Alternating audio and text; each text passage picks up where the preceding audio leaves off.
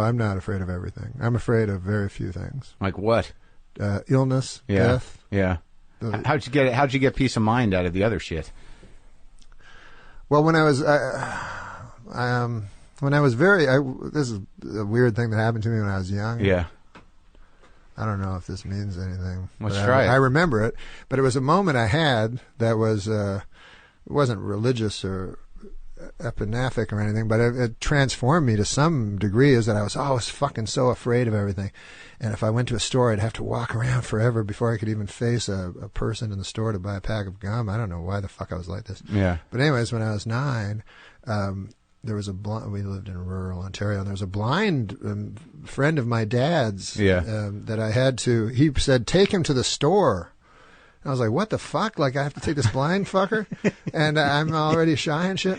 So I'm taking him to the store, and then the fucker wants me to explain everything, describe everything to him. Yeah. So I'm like, there's some grass over here, and now there's a lamppost, and this guy's all happy. Oh, what about the lamppost? I mean, it's just a lamppost. Yeah. So it goes on and on, but something happened to me it sounds bizarre, but something happened to me where I was actually, instead of always looking inward, which I think I'd always done before that one time, I was looking outward. Anyways, while I was talking to him, I suddenly had a sort of a hysteria, like I was laughing. I started laughing and stuff. And I don't even know why I'm remembering this, but I started laughing about everything. And everything seemed like very, very funny to me. And then a couple of weeks later, I saw a homeless guy, and he was talking about, he started talking to me. Yeah. And he was talking to me about John D. Rockefeller. He's like, I was at John D. Rockefeller's funeral. Yeah. And all this shit. Yeah. And I was laughing at him and shit. And then he started laughing. And I was like, it's all fucking crazy shit. Like, something came to me. Yeah. Where I started, and so now I find everything funny except like fucking real serious. Like, I'm no fear of going on stage or anything about death and shit. Right. And so, but the other thing but the problem with laughing is I will get, it will build to a hysteria sometimes that I have to crank a couple of benzos to prevent a panic attack. You really? Yeah, I can get panic attacks. You can laugh yourself into an anxiety attack? Yeah, absolutely, yeah. I start laughing and then it gets out of control, like hysterical. It's and I still have extreme sensitivity to things. I always go by eyes. Again? I always go by eyes. You should. And it's what if someone's blind? It's not sexual. It's not only sexual. What if someone's blind?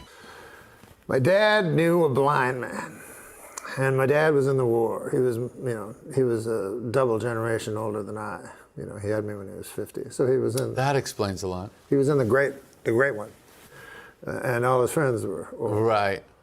And so. Wayne Gretzky? He had That's a good joke. So he had a blind friend, and he come over, and my dad said, "Do you want a Coke, Elmer? RC Cola." Oh, God damn. We don't got no RC Cola. We got Coca-Cola, the gold standard. Right. And this blind bastard wants an RC. So go down to Avonmore, pick up an RC. That's a 1.5 mile walk. Right. So I walk with this blind son of a bitch. And he says to me, he wants me to describe everything. So I said, okay, well, on the left there's some cows lowing, and, there's a fence. He goes, is it like a wood that's near petrified? I said, yes, it is. And how big is it? 3 feet. I said, John Neil Margerison used to own this land. He said, I don't want to hear that. He says, just tell me what is. And so all of a sudden, I saw things as they were. Well, I was very young, but I'll never forget that.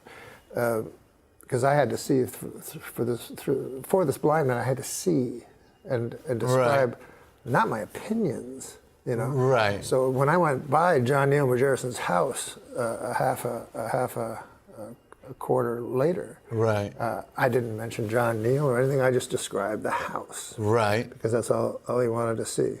And then I began to realize that life is what is, not what you think it is, or not even what it appears to be sometimes. Mm-hmm. But I think you would agree that your life or my life is just a series of facts, a series of incidents. It's not what you dream or hope or believe. It's what you do. I would say the exact opposite. What do you think it is? First of all, you mean to tell me this does not end with we suddenly realize, why the hell are we getting this blind man a different brand? That's not the punchline? Oh, no, there's no punchline. Oh, my God. I was definitely expecting it. being... Yeah, that was Didn't you see a million miles away? 1,000%. Why are we getting a different brand Coke for a blind man? That's not where we're going? Well, he didn't. His sense of taste was expanded. He doesn't drink it through his eyes. I guarantee you could fool a blind person with an off-brand Coke.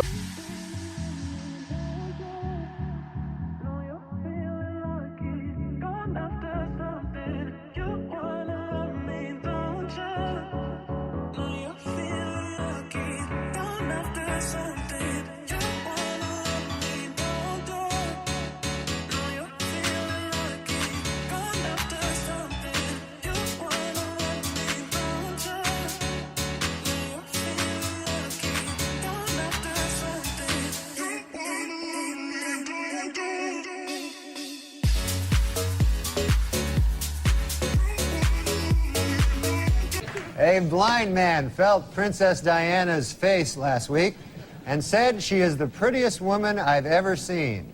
He then picked up a toilet plunger and said, "Thank you for this royal scepter. I shall treasure it always."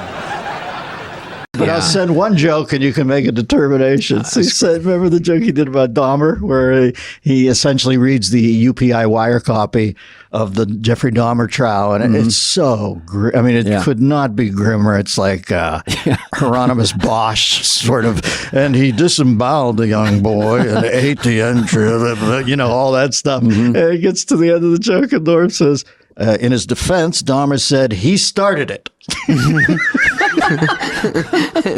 It's such a Norm. Hire him on the spot. Hired him on the spot. Yep. Put him in a room with Drake Sather, the great Drake Sather, who was on that Young Comedian special with us.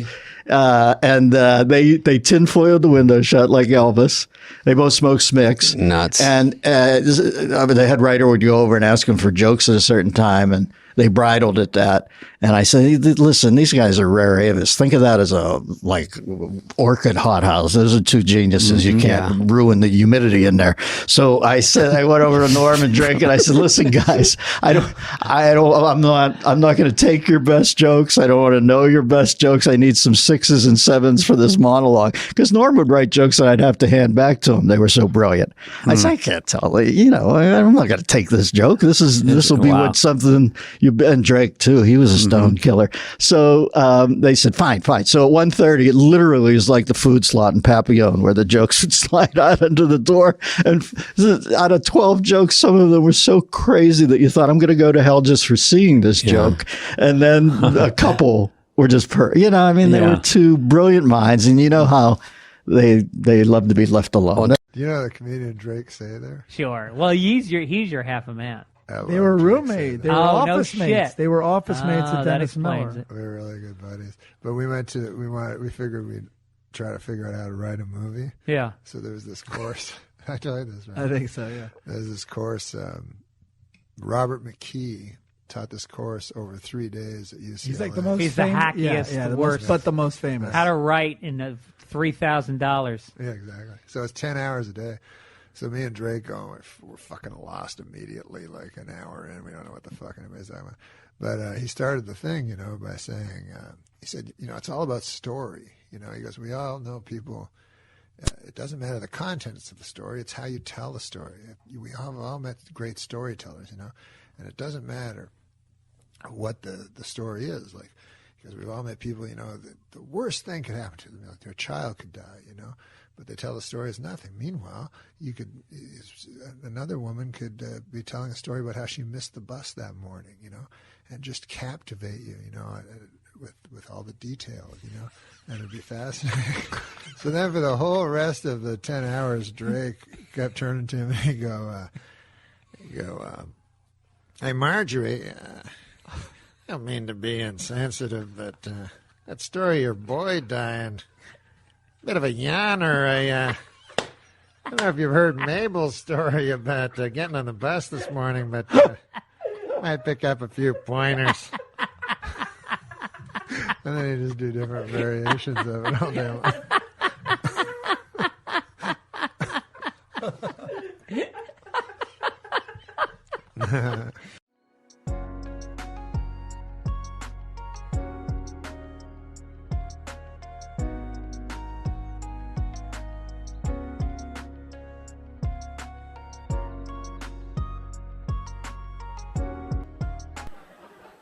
Oh, but I am trying to be healthier, though. You know, I want to quit smoking, but I just know if I do, I'm going to go right back to cocksucking. Isn't that how it is? You know, you drop one bad habit, another one marches right in there, you know? And the oral habits are the hardest to break. I know to smoke. I'll smoke it for you. If No, I'm trying to. I just figured it would be rude not to offer you a light. It's nice, but I'm trying not to. And I feel if I Sitting there with a cigarette. I feel if I took one puff. I have an oral fixation, my doctor tells me, which is not good. How did he know that? I was sucking his cock. Well, more bad news for ice cream moguls Ben and Jerry in their continuing battle with the Food and Drug Administration. This week, the FDA banned their newest flavor, stuff from Ben's beard.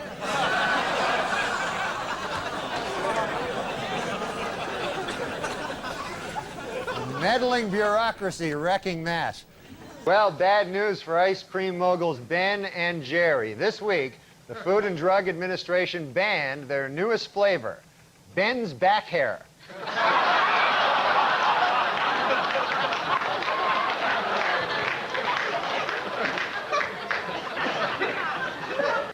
ZZ Top saying that every girl's crazy about a sharp-dressed man, but you know what they're not crazy about?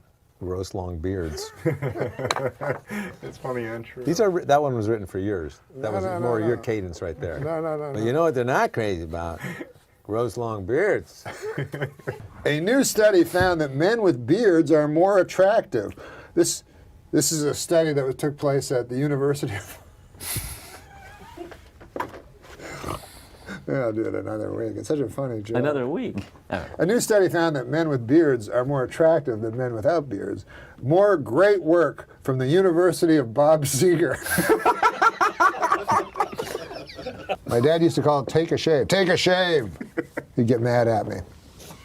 See, people don't know you the way I know you. Right. This guy likes to have a good time. I like to, I drinks a bit. That wasn't what I was talking about. Oh, what were you talking about?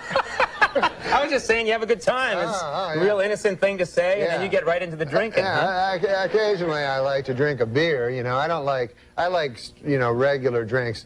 I don't like. Opposed to ether? Yeah. What are you talking about? What I was talking about is, those shooters? You know what I mean? Yeah. Like they're shooters and they're like, they have dirty names, like sex names. You know what I'm talking about?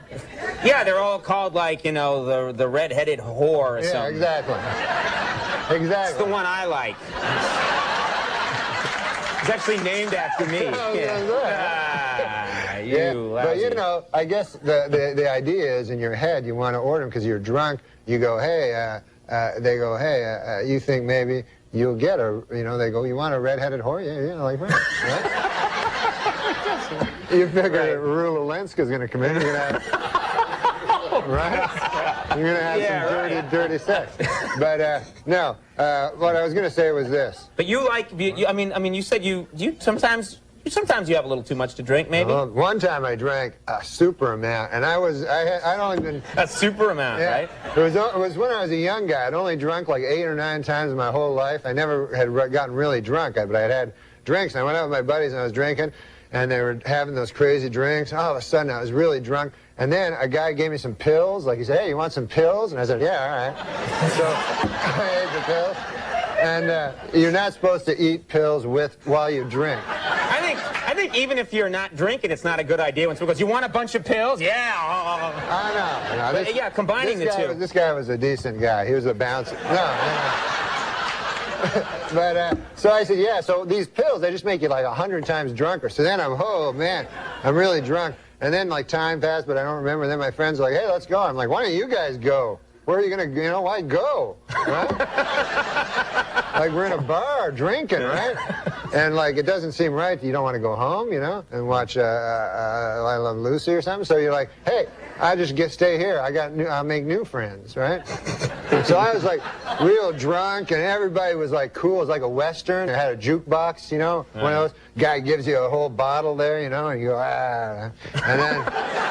That's what you do when you're drinking, you a pirate? All of a sudden? And then it was the funnest, man. There was a big fat bearded guy there, and I was hanging with him, real drunk. All of a sudden, right, I'm like, oh man, I can't remember anything. I remember like I sort of falling into a pool table or something like that. Right. And then I wake up, right, and it's like I'm in a bed. I look beside, there's the fat bearded guy beside me. No, really? Yeah, yeah. So I go, oh Lord God, I had sex with the fat bearded guy, you know? And at the time, like, I never had sex before in my life. Yeah. You know, and I always thought, it's probably going to be with a lady. You know what I mean?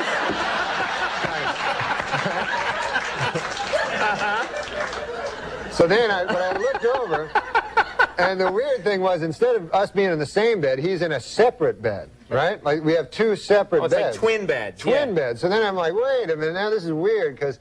You know, why would we be in separate beds? Is he like an old-fashioned gay guy, you know? And then, right?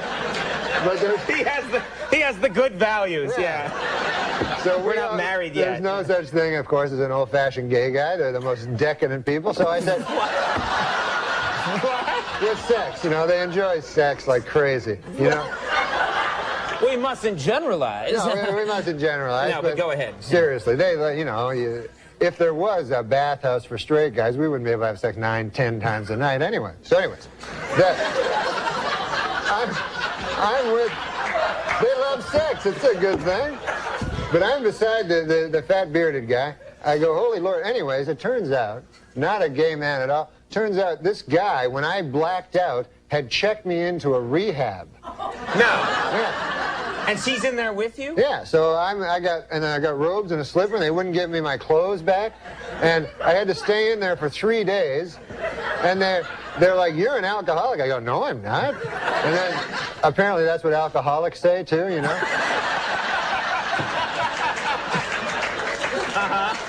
So then for 3 days I had to stay there. I had to go to AA meetings, and I'd only been drunk like 9 times, right?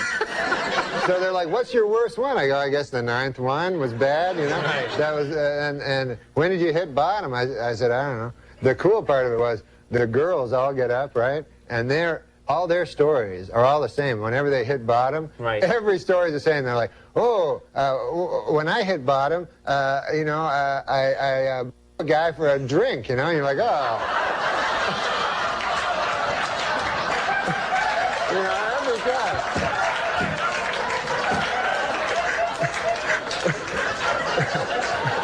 Yeah.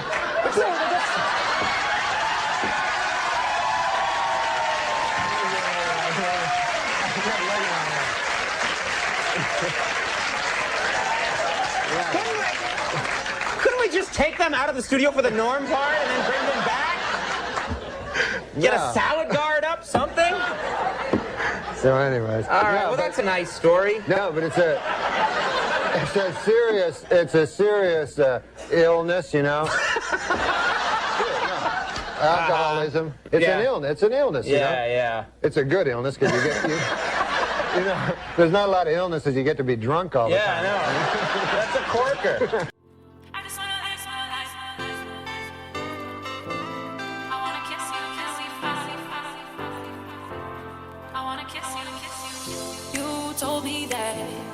We should go our separate ways, but... People magazine, Johnny Depp, sexiest man alive, huh? Hey, listen, I don't care what you think of this guy. He's a hunk. You know that. I know that. Yeah, sure. We can say that. Let's not kid ourselves. Now, apparently he's taking advantage of this sex. Do I need this anymore? No, you've established. It's real. People know about it. Yeah. So he's look at that guy, man. Good Lord, I'd like to, whatever. But I'll tell you this about the new movie he's doing, Pirates of the Caribbean 3, he'll be doing full frontal nudity. Is that true? Yeah, it's rated R! Oh my God! What the hell was that?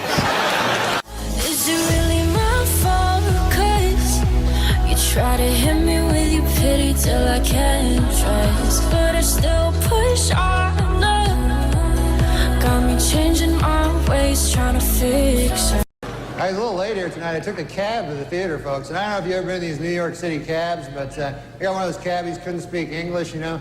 Saw his name there on the dash. I couldn't even pronounce it. I think it was something like Hideki Arabu. Something like that.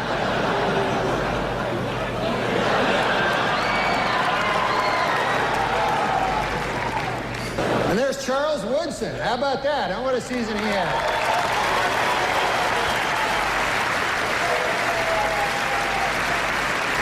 Great, man. He became the first defensive player to win the Heisman Trophy. And congratulations, Charles. That is something that no one can ever take away from you. Unless you kill your wife and a waiter, in which case, all bets are off. Just a word of advice. Never been anything in the history of the ESPYs better than his monologue. So I want to go back there for a second with Norm. Thank you for making time for us. What do you remember most about all of that ESPYs thing that you did that made everyone uncomfortable and was hugely great, and instead of celebrated, got everyone mad? Oh, hi, guys. Hello. Hi, Norm. No, this is what happened. I'm sure you guys have been to the ESPYs. Yes. No. And, it's a lot of fun. They'll go like, and now for best football team, you know, and the guy that won the Super Bowl, you know. So they get an award. And so I was doing my stand-up, but the audience is like 90% just New Yorkers, you know. And then right at the in the first few rows are all the athletes. And so the New Yorker guys liked me. But stupidly, I didn't realize that they were showing pictures like behind me of you know, Ken Griffey scowling and stuff, you know, because they all hated my jokes. John Elway was mad. Did you actually say why the long face to John Elway? I was against that joke. That was Will Ferrell. He said, "Get some teeth" or something like that. I don't know what he said. Why the long face? I did say, but that's okay. But no, Will took on his teeth, and I was like, "Oh, don't do that." Who was most upset with you after that night? Ken Griffey Jr. Really? Did he say Yeah, something? they told me, like after the show, they were, you know, there was this big party, and they were always like, you know, all through the show, this party's going to be great. And then at the end, I go, "Where's that party?" And they're like, "Nah, I probably should just go back to the hotel." That's how you learned that you were not invited to Ken Griffey Jr.'s party? Yeah, exactly. What do you remember most about that night? Is there one joke that you're particularly proud of, and you tend to be someone who doesn't, you know, you don't do a lot of reveling in the past. You move on. But is there anything in particular that you are proud of there? Well, Woodson won the Heisman that year. It's a good joke. And so I said, you know, they could never take that away from you unless you kill your wife and a waiter. It's so good, man. It's such a good joke. It really is. Were people mad at the ESPYs? I find that 8-minute stretch you did as one of the greatest things ever. I mean, the look on Well, people. they were mad, yeah. But They I were didn't realize so it. uncomfortable. I didn't realize it at the time because, like, the ESPYs, like, it's in Radio City Music Hall, so 95% of the audience is just New Yorkers. And then right in the front, it's 4 rows or something, are all the athletes, Like right? Dean Smith is giving you like that tisk, how dare you? Who the hell is this guy? I know, but me, like an idiot, I never saw that because I didn't have monitors or anything. So I was doing well in the room because it was like the New York audience. You can't really see out. But then when I later saw it on TV, it would just cut to scowling black athletes. The O.J. Simpson joke at the end. Ken Griffey Jr. didn't care for it. I remember that. Really? Yeah. Did people come up to you afterwards, like the O.J. stuff, and you know when you were making fun of Tiger Woods? I mean, did people come up afterwards and like confront you or just say anything, or did you? Well, Ken Griffey was really mad for some reason. I don't really know why. And he was like, yeah, that was really funny, man, really funny, like real sarcastic and everything. And then I said, hey, man, listen, I just want to tell you one thing. I go, there's never going to be a guy, never going to be a player like your dad. That guy was the best. There'll never be anybody close to that guy. What did he say? He just looked at him. He didn't know what to do because What are you going to do? Go, my dad? You know? I'm way better than him. You know? But you knew that was what was in his head. What did you say about him in the show? I didn't say anything. I said it was an OJ joke or something. And it just cut to him like with a crazy look on his face, like, what, huh? What? Yeah, they didn't like the OJ jokes. Neither did Saturday Night Live. You got in trouble on Saturday Night Live for doing the OJ stuff, it's too. kind of bizarre because I always thought, like, it's kind of, I don't know. It's hard to believe anybody would believe that he wasn't guilty. But I will say this, though. Like, because every black guy I knew, like, would go, like, I go, you think he's really innocent? And they go, yeah, kind of, you know, but you could tell, like, they, maybe not, but they were just backing him up. So, but then I was like, that's weird. But then I understood it later because when Robert Blake killed his wife, or allegedly did, I loved Beretta. You're like, oh, yeah, so I was like, I don't care. I just want him to. I don't really care. I don't know who this lady is. Like, but it'd be cool to have. I don't want Beretta to go to jail. I don't know. So that's the white man's equivalent of O.J. Simpson is Beretta. Beretta with the cockatoo and stuff. You can take that to the bank, right? Wasn't that the greatest movie? Remember when you were a kid watching Beretta and like all the other cop shows, like the were Equalizer and things like that. Yeah, then you see Beretta be like, just Martin Scorsese's TV show. It's all gritty and. It's a great name for a TV show too. What? Beretta. Well, we were thinking about you the other day because the ESPYs was on, and one of our favorite things to watch, and every once in a while, like Deadpan or somebody, every time the ESPYs rolls around, they'll put up which was absolutely brilliant, but apparently not making many friends over at ESPN when you did that. They won't have me back as an ESPY host. What did they say to you after it was done? No, they didn't say anything. That's not good. Did anyone handle it poorly? Like any of the athletes? Did they? Because you would figure that you go, all right, I'm getting my balls busted a little bit, but this is what this event is all about, and he's a comedian. Because is there anyone who takes themselves more seriously than athletes? No, I didn't even stupidly. I didn't even know it was going that bad, and then it went great. It was by the way, it was hysterical. Yeah, the audience liked it. The New Yorkers, people liked it. Yeah. The only people that didn't like it are those idiots that started the stupid ESPY Awards in the first place. So it wasn't a studio crowd pleasing effect. It was never aimed at the studio audience. You know, it was always aimed just directly at me. I just what I knew was funny. Last week on Larry King Live, Marlon Brando made the shocking statement that Hollywood is, quote, run by Jews. In response, outraged Jewish organizations made it snow in New York in April.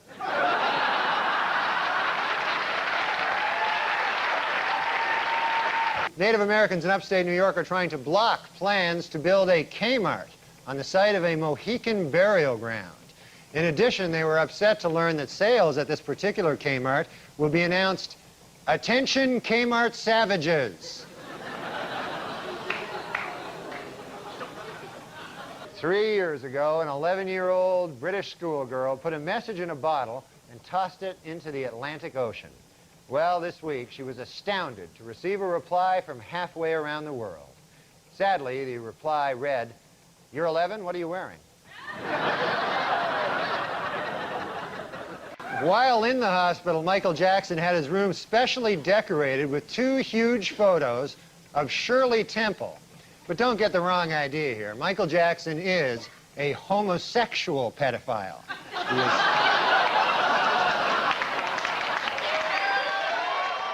In Falls City, Nebraska, John Lauder has been sentenced to death for attempting to kill 3 people in what prosecutors called a plot to silence a cross-dressing female who had accused him of rape. Now, this might strike some viewers as harsh, but I believe everyone involved in this story should die. Brooklyn man crossing an expressway on Monday was hit by at least 10 cars. According to police, the man's body was spread over a 2-block area. Police also reported that various organs were flattened on the road and that his spine had been ripped out of his torso. The man is currently resting in stable condition at St. Mary's Hospital. Frank Sinatra turned 80 this week. Frank Sinatra.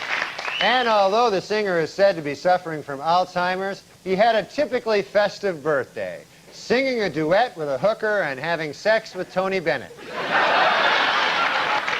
Probably going to end up in Jersey with a meat hook up my ass, but it was a good joke. Here we see the president and the first bitch.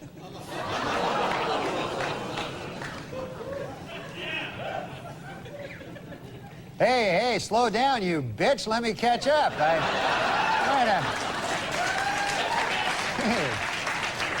In Whitewater News, federal regulators quizzed Hillary Clinton at the White House this week and gave her a perfect score on the lying section. She's a dirty liar. Admitted Brinkley, there was certainly nothing uncreative about the way you moved Vince Foster's body. The president's a murderer. You didn't know that? Thanks, I'm Norm MacDonald, and now the fake news. Well, it is finally official. Murder is legal in the state of California.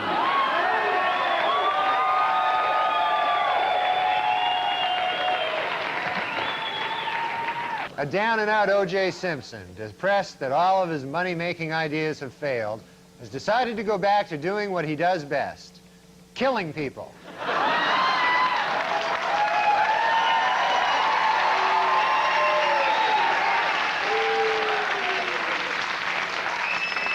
O.J. Simpson was in a different courtroom this week, attempting to regain custody of his 2 children. In order to prove to the court how much he loves his kids, O.J. pointed out, quote, "Hey, they're still alive, aren't they?"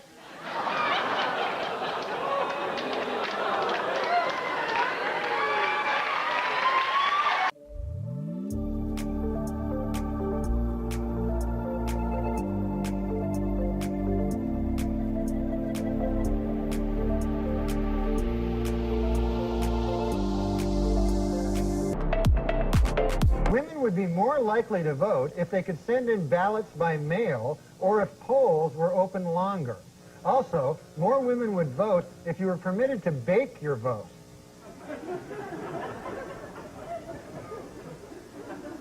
They like to bake.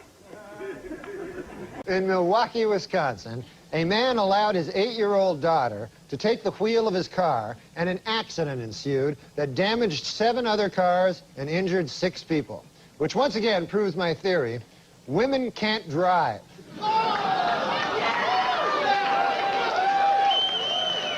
Please note that the percentages in these pie graphs do not add up to 100% because the math was done by a woman.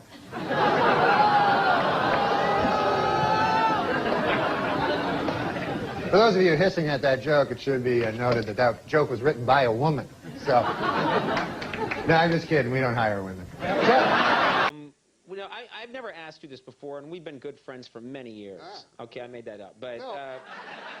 We haven't? No, we're friends. We're good friends. But I don't know what your... MacDonald, is that Irish? Is that Scottish? What's your ethnic background? My ethnic background is Polish. Are you really Polish? Wow. Polish people, I didn't yeah. realize that. Yeah. MacDonald, you don't... Well, my parents changed their names. They Right. had to because of the constant ribbing they'd get for being Polish, you know. Mm-hmm. And so they changed their name to MacDonald. But, you know, it's one of the things that you can, you know, I mean, I get a little upset about it, you know, because, you know, All you the can't... Polish jokes and Yeah, stuff. you can't make jokes about other people, but for some reason you make jokes about Polish people, you know. Right. I don't like it. Right. You shouldn't. That sounds bad, yeah. I mean, I had an experience, you know. I go in and I order a Polish sausage, you know, from this guy, you know. And so the guy says to me, you must be Polish. And I said, come on, man. I mean, come on. Think about it, what you're saying. You know, I'm trying to knock some sense into this fellow's head, maybe give him a wider world view, you know. Sure, yeah. I said, you think because I order a Polish sausage, I'm Polish. I said, what if somebody came in here and ordered French toast? Would you think he was French, you know? Right. I mean, what if somebody came in here and ordered a Belgian waffle? Would you consider that guy a Belgian, you know? I mean, if a guy came in and ordered a German bratwurst, would you consider that fellow to be a German fella? Right. I said, what if a guy came in and ordered German potato salad? I suppose you'd think he was German too. Yeah? Yeah. You know, what if a guy... Wow, you talked to this guy for a while. I'm telling you, man. With racist, you have to get through You have to to them. really get it into their head. Right. I said, if a guy came in and he ordered a Cuban hamburger, are you going to assume he's a Cuban? Right. I said, I think it is absolutely ridiculous that just because I come in here, I order a Polish sausage, why would you jump to the fact that I'm Polish? Right. And the guy says to me, well, first of all, it's a hardware store.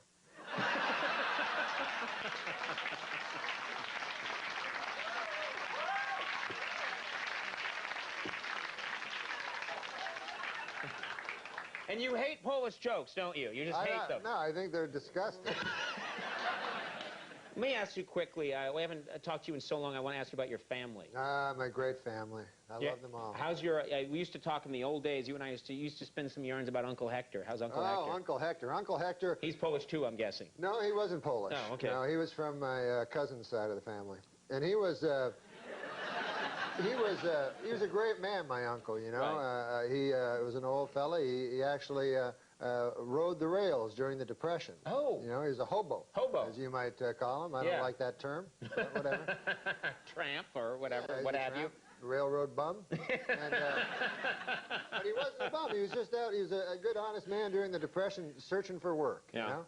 And, you know, he had no money, so he'd travel the country trying to find work, and he actually rode the rails, Uncle Hector. And he told me, it was an interesting story, he'd go through, this was in Canada, and there's a town called Kitchener in Canada, and the railroad cops were tough, boy. They were tougher than real cops, you know. They had a law of their own, the railroad cops. I feel like I should be tucked into bed listening to you. Anyway, a law of their own, those railroad cops. But there was not a railroad cop tougher than Kitchener Leslie. Oh, boy. He was well known. He was well known for beating hobos to death. Really? Oh, He'd find a hobo on his train, he'd beat him to death. He'd beat him to death. And so what the railroad bums would all do is, as Kitchener approached, of course... Oh, hey, hey, Norm, how you doing? So... They'll be here in 5. We ready? There's a... Oh. Left. I don't have it. I don't have it. We should have used... Wow, such focus on these stories. That wasn't a mirror. That was another guy. Oh, it was a guy named Norm. Yeah. So the railroad bums would all hop off before they got to Kitchener to avoid being beaten to death by Kitchener Leslie. Yeah. Anyways, my Uncle Hector, a good man, you know, and he walked into a mine one day. This is a story for that I think the young people could learn from. Don't go mine hopping, kids. During the height of the Depression, where there was absolutely no work, my Uncle Hector walked into I won't say the name of the mining company. It was McIntyre Mine, and he walked in. He had his lunchbox with him and his work boots, and he said, "Sir," he said, "I want a job." And they said, "We have no jobs." He said, "Well, 500 people work here at McIntyre Mine." He goes, "I don't think there are 500 men here better than I." He says, "As a matter of fact, I don't think there are 200 men better than I." He says, I think you'd be strapped to find 100 men better than I. And by golly, he got the job. What do you think of that? That's a great story. Now, I'm sensing there's more. Now back to Kitchener Leslie. Yeah. The most dreaded... No. Uncle Hector. What? No, you want to talk about I'm trying to help you out. No, Uncle Hector. Dad, where's this story going? Uncle Hector worked in a mine, and it's a hellish job, the mine, as you well know. You know, darkness, you know. It's dank. It's dank. Yeah. It's coaly. It's a lot of... What? Well, you're in a coal mine. It's not coaly. It's coal-ridden. It's coal-infested. It's not coaly. It's coal-infested. So he worked in the mine, and by God, he worked hard. And after a week of working hard, he said to the shift manager, he said, "By golly, I'd like to have a lady. I work hard, and where would I find a lady here in town?" Well, they said to Uncle Hector, they says, we have sex with animals here. By God, says Uncle Hector, I'm not going to do that. I'm a normal fella. Well, then be to your own devices then. So, be to your own devices? Yeah. Wow. Uncle Hector continued working in the mine. He worked hard, and he worked long, and he worked for a low wage. But he was a man. And Uncle Hector, after a couple of weeks passed, he started to get a little itch. you know, as you and I say. Right. You know, Right. When we're thinking about the ladies, the you ladies, know, yeah. and but he kept it under control. He went again. He said, "Are you sure there's no ladies here?" "No, we have sex with animals." "Ah, my God." 6 months passed, and Uncle Hector couldn't take it any longer. He told me. Right. He said, "By God, I just had to. I'm just a man. I'm weak, you know. I'm not a saint, you know. And I was born in sin, I suppose, and I couldn't resist. I just needed it." So he said he walked by a pasture, and there was a pig. Oh, God. Yeah, That's terrible. Yeah, it's terrible. And so Uncle Hector said, well, he said, I walked up and I began having sex with a pig. And he said, all of a sudden, he saw all the miners like around him, you know, looking at him. They go, "Uncle Hector, what the hell are you doing over there?" And Uncle Hector's like indignant. He's like, "What? Well, you're the guys that told me that you have sex with animals." They're like, "Uncle Hector, you damn fool. That's Kitchener Leslie's girlfriend."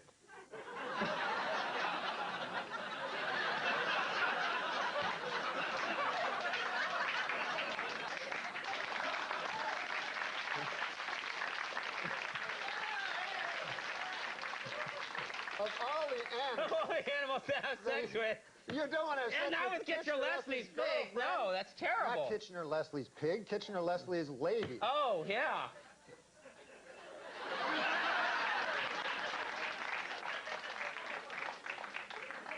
You tell quite a yarn, man.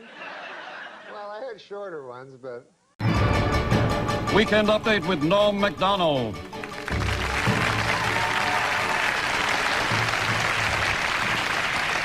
Thank you. I'm Norm MacDonald, and now the fake news. Yesterday, Simpson trial Judge Lancito allowed that mystery envelope to be opened, and it appears Simpson may already have won $10 million. The first deaf Miss America, Heather Whitestone, was crowned last week in Atlantic City. Although completely deaf, she is an expert lip reader. Personally, I don't think she's that pretty, you know. Not my cup of tea. Well, David Hasselhoff is a huge rock star in Germany, where his latest album sold 5 million copies this week, which once again proves my theory: Germans love David Hasselhoff. Christy Brinkley told reporters this week that her marriage to Billy Joel was over long before their divorce. The key moment, she said, came when she realized that she was Christy Brinkley and that she was married to Billy Joel.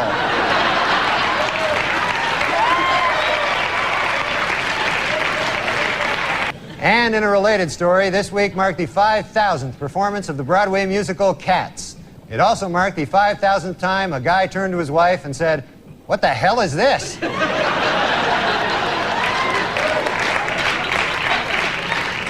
And finally, John Wayne Bobbitt is going to be an adult film star. He has been signed to play himself in the John Wayne Bobbitt story. The part of his severed penis will be portrayed by Pauly Shore. According to an obscure 14th century law, British Army Captain James Hewitt could be hanged for having an affair with Princess Diana. The punishment for having sex with Princess Diana is death. The punishment for having sex with Princess Anne is having sex with Princess Anne. Las Vegas mogul Steve Wynn has announced plans for a new hotel, 46 stories high, set on a 17-acre island in the middle of a 50-acre artificial lake on the Las Vegas Strip. In a related story, Motel 6 now has shampoo.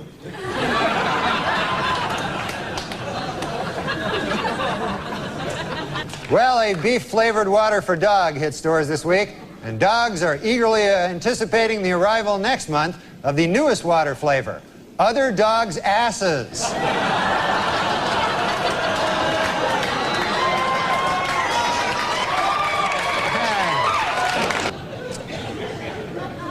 Dr. James Watts, a neurosurgeon who performed the first frontal lobotomy, died this week in Washington. If you recall, a lobotomy involves drilling holes in the skull and then inserting and rotating a knife to destroy brain cells. What a genius. He'll be missed. Former First Lady Nancy Reagan reports that her husband has been relaxing at their ranch, riding horses and chopping wood. Sadly, eyewitnesses report that he was actually riding wood and chopping horses.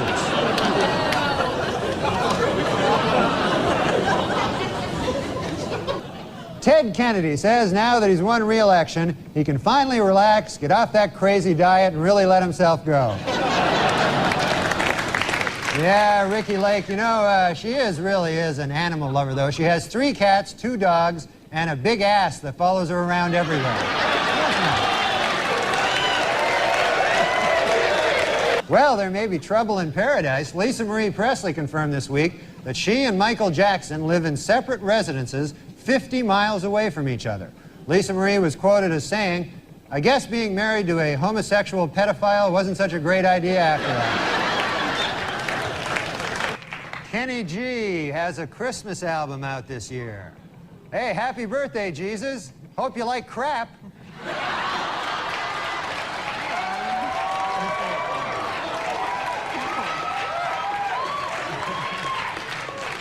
Well, a study this week reports seafood is good for you unless it's fried. Yet another groundbreaking story from the pages of the medical journal, Duh.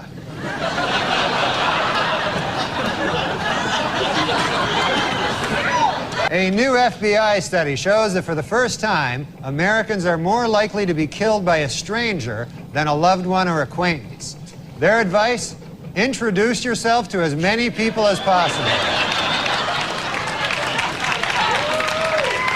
A sheepdog carrying $250,000 worth of cocaine in its stomach was found at JFK Airport earlier this week. A customs agent got suspicious when he saw 2 airline employees taking turns sniffing the dog's ass.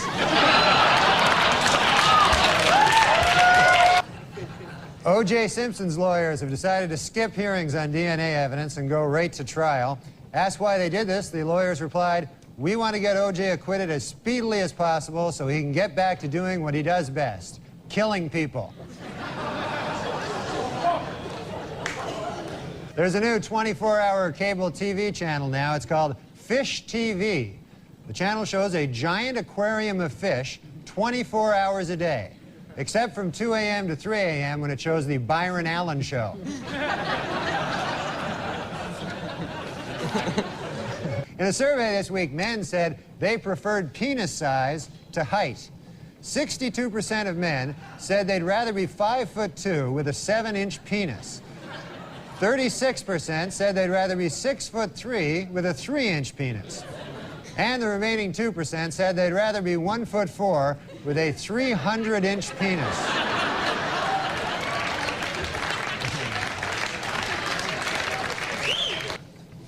Here we see the president and the first bitch.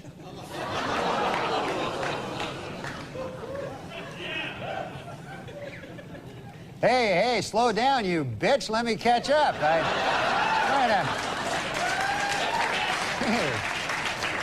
A 51-year-old cosmonaut set a world space endurance record this week after spending 367 days aboard the Russian space station Mir. And also, as a side note, he also smashed his own masturbation record.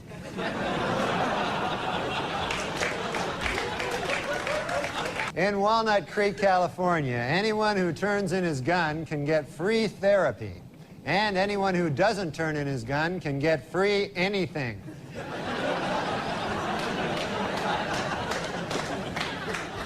According to a controversial new biography, Elizabeth Taylor likes her lovemaking loud, rough, and frequent. Coincidentally, that's also how she likes to eat. Well, it's official. There you go. Michael Jordan is leaving baseball to return to basketball. It is unclear whether the media will now refer to him by his old basketball nickname, Air Jordan, or his more recent baseball nickname, Senior Crappy. Newlyweds Tommy Lee and Pamela Anderson had their first argument this week. He wants kids, while she wants fake kids.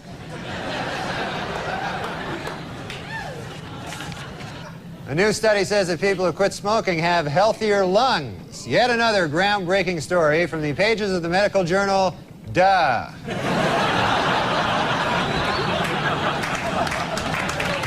And in court this week, Cato Kalin testified that O.J. Simpson did not appear angry before or after the period of his wife's murder. But Kalin admitted he could have been a touch edgy while he was actually murdering her. Might have been a... Leona Helmsley fired a maid this week for stealing her Victoria's Secret lingerie.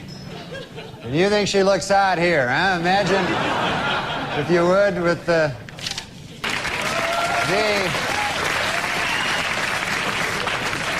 Hertz rental car company announced this week that it will buy 520,000 vehicles, increasing its worldwide fleet 24%. In addition, they will try to find a new spokesman who won't kill his ex-wife.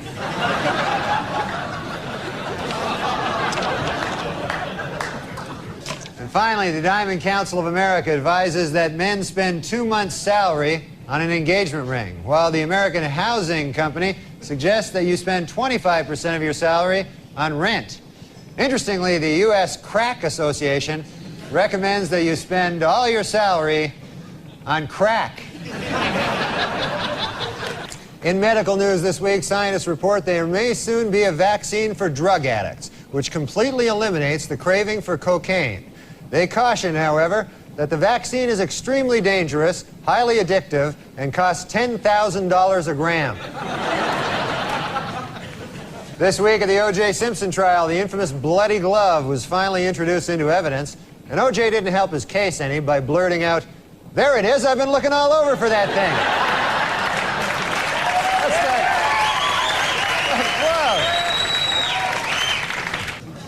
Whoa. In a bid to boost low attendance, officials at the New Jersey State Aquarium have announced plans for a $4 million facelift.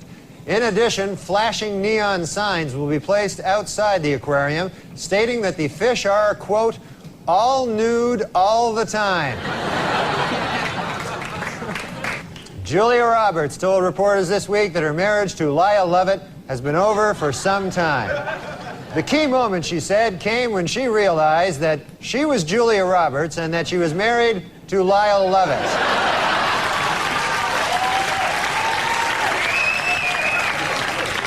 Last week, Duchess of York Sarah Ferguson visited the Big Apple and showed off her 14-pound weight loss.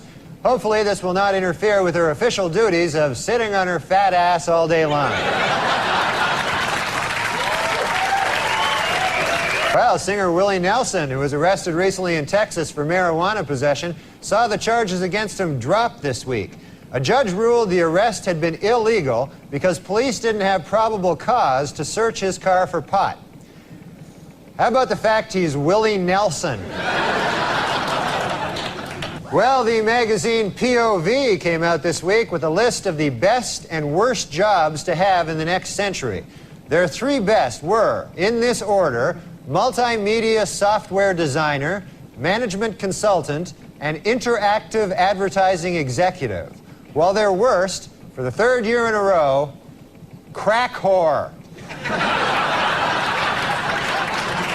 Dismissed Simpson juror Jeanette Harris revealed in interviews this week that the jury is torn by dissension and is already divided into 2 camps, those who think he is guilty and those who are really, really stupid.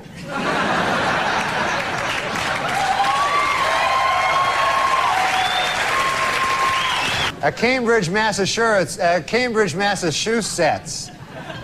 juror found City Councilman William Walsh not guilty of malicious destruction of property after he removed 2 dildos from a sculpture in the City Hall annex. Walsh's defense was that he was walking by, saw them, and said to himself, "Hey, free dildos." Look at there. Well, Premiere Magazine's list of the 100 most powerful people in Hollywood hit the newsstands this month. In an odd bit of ranking, Demi Moore was ranked number 28, while her breasts were ranked 20 and 21. So, at a press conference this week, Washington Mayor Marion Barry said he wants private businesses to provide 5,000 summer jobs for a district youth program. He also wants some crack. At Virginia Commonwealth University, a professor is being sued following revelations that he spanked one of his students. It was the student's parents who first became suspicious when they asked, "What kind of marks are you getting?" And she replied, "Big red ones on my ass." So, For the 5th year in a row, People magazine has named John F. Kennedy Jr. one of its 50 most beautiful people. Meanwhile,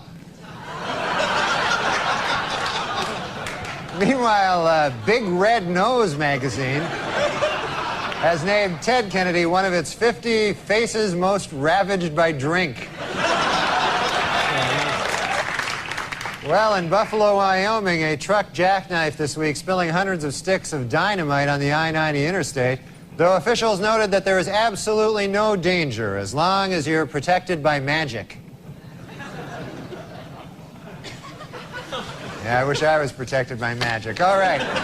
In stock market news this week, April's 3 biggest losers were Cantab Pharmaceuticals, Champion Enterprises, and Crapco, which manufactures crap. And also crap-related items, most recently Mariah Carey's Christmas album.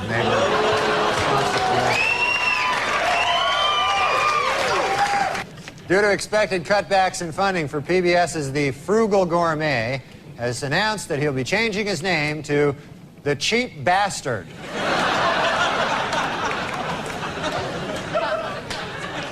Well, in a questionable move by the defense team this week, O.J. Simpson demonstrated how to stab 2 people at the same time.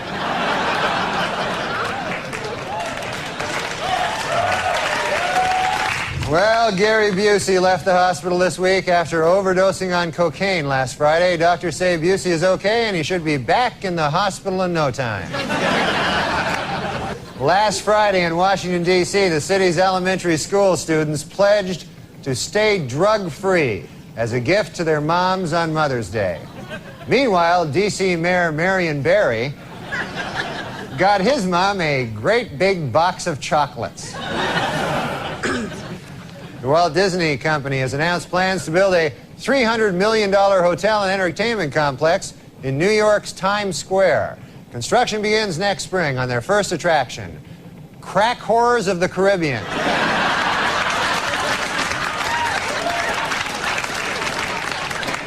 The American Academy of Pediatrics has released an updated list of unsafe baby products. Topping the list this year is the really, really, really, really high chair.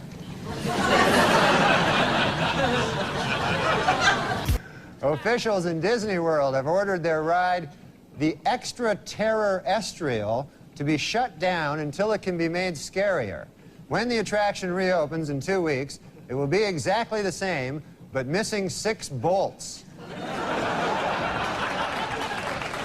The United Paramount Network's new show, Star Trek Voyager, finished in first place Monday night with a 14.7 rating.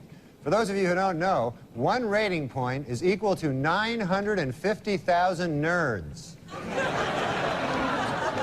In his book, O.J. Simpson says that he would have taken a bullet or stood in front of a train for Nicole. Man, I'm going to tell you, that is some bad luck when the one guy who would have died for you kills you. That's probably... You don't get worse luck than that. Taco Bell this week introduced a new light menu, as well as a new slogan, half the fat, but still tastes like crap. OJ's pal Al Cowlings now has a 1-900 number. For $2.99 a minute, Cowlings will tell callers that OJ is innocent. And for $3.99 a minute, he'll try to do it without laughing. And now a correction to a story we ran last week. Prince Charles is actually the one in the middle. So we apologize for that. 130 years after the Civil War, the state of Mississippi has finally voted to abolish slavery. Representatives say they would have liked to have done it sooner, but they were delayed due to some awfully big cotton crops. They had some kind of big cotton thing. All right. And finally, the Oscar nominations were announced this week, and Tom Hanks and Jodie Foster are in a heated competition in the Academy's controversial new category, Best Retard.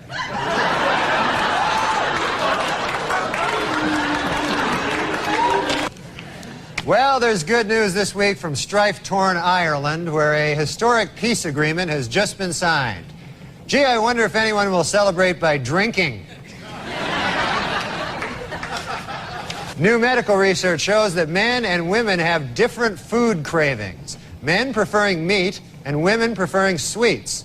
Scientists trace this back to caveman days, when men had to go out and hunt for food while women sat on their fat asses eating chocolates.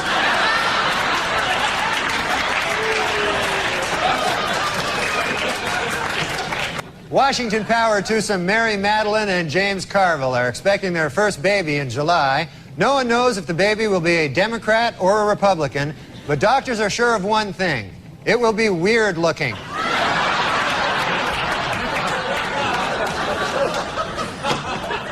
This was Colin Ferguson's first week in prison. Ferguson has reportedly dismissed his cellmate, and from now on he will be acting as his own bitch.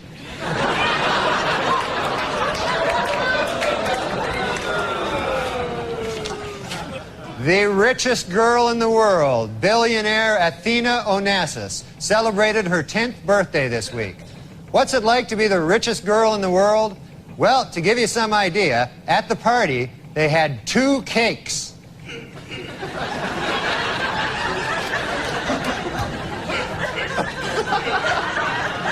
Due to a change in policy, Amtrak employees will no longer be able to kick homeless people out of Penn Station based on the way they look. From now on, they will have to go solely on urine stench. Some teenagers are snorting or injecting Ritalin, a drug prescribed to treat attention deficit disorder in children. Drug abuse experts warn that Ritalin can cause accelerated blood pressure, along with enhanced mental alertness, a surge of energy, and an increased sense of self-confidence. And remember, kids, those are bad things. If I could say one thing about the real heroes of the country, which I believe are the teachers, you know?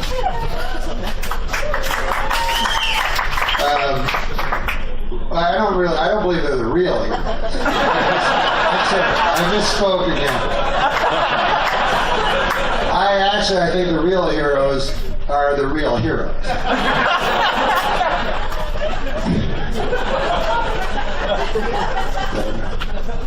Teachers, they get good press because people often say to me, you know who the real heroes are? I go, are they the real heroes? They go, no. I go, oh, they're the teachers.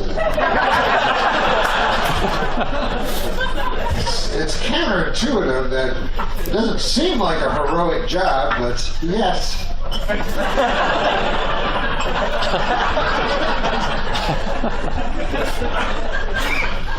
First of all, if you're a teacher, you get the same fucking vacations as a child. You get like 4 months a year off.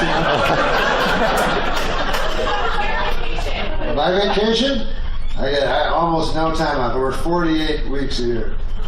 Like 4 weeks a year I get off. What about you? You're not one of those fucking teachers, right? Seems like a teacher. Now, are you a teacher? What do you teach? What grade? High school. What grade? What grade? No, but what grade?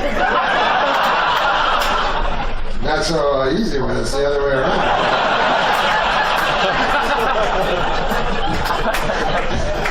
It's always easy to ask the questions. The real heroes are the fucking students.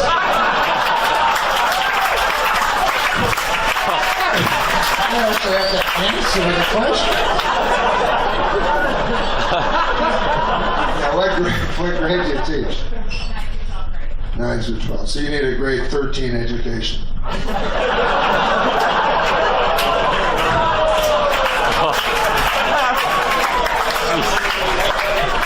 Now you're the real hero.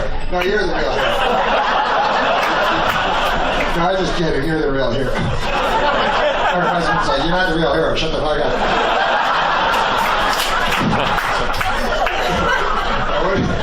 I know, it's a fun thing to say. But what do you do?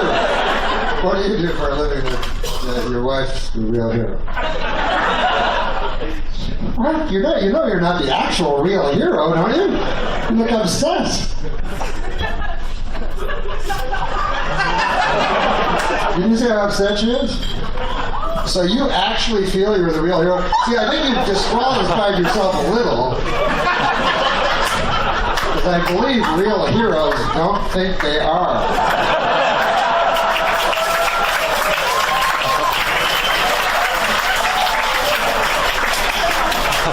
Because when you hear the real heroes, they go, how the fuck did you run into that fucking fire and pull a guy up? You're a hero. And they go, no, it's the teachers. Not me. I'm a little scared now. I gotta go lie down. Gotta pull the guy out of a fire.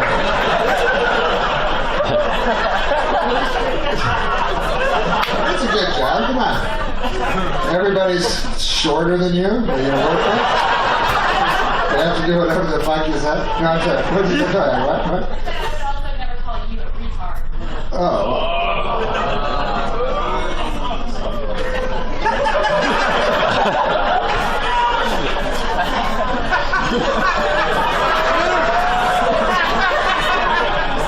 That's an odd word for a school teacher to use.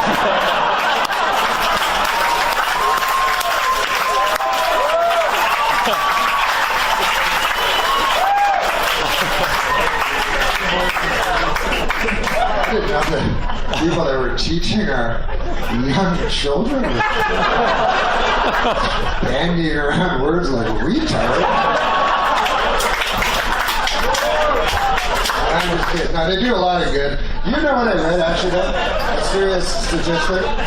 They actually fuck more students than...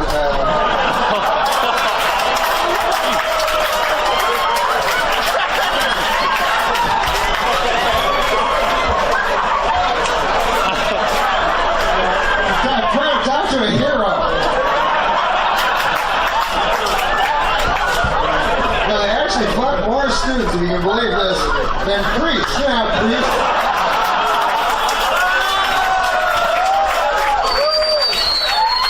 Nobody likes priests. Nobody's going around with a priest to the real hero. And yet actual priests, who I know, I'm not a Catholic, but I know pastors, you know, and my God, they most of them that I know do the Lord's work, you know. I mean, they go out and they're in hospitals and stuff, and they're doing stuff, and for no money, you know, and no recognition, and it's got to kill them, like going, yeah, people think, fuck kids. You know?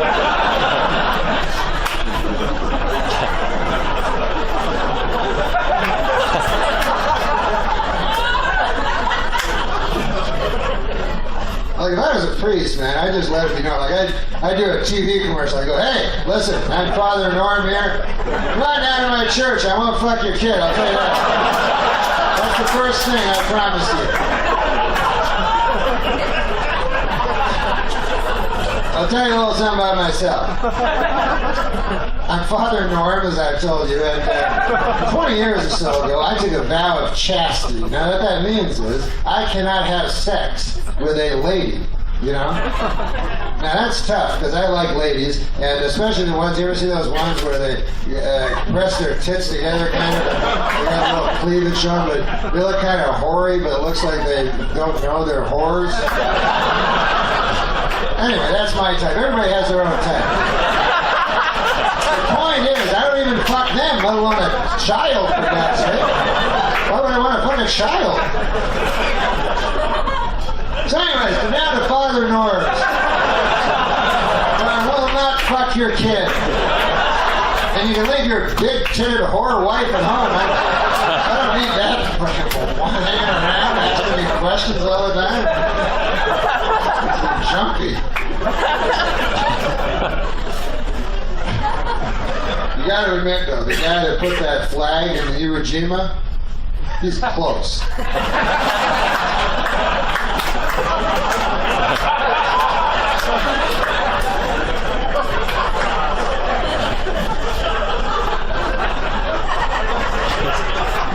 That guy went to the moon. he didn't know that when he got there, the fucking spacecraft would crash or there'd be moon aliens or shit like that. I mean, I know he's not. I know it's not grade 11 biology, but I mean, it's something. It's something.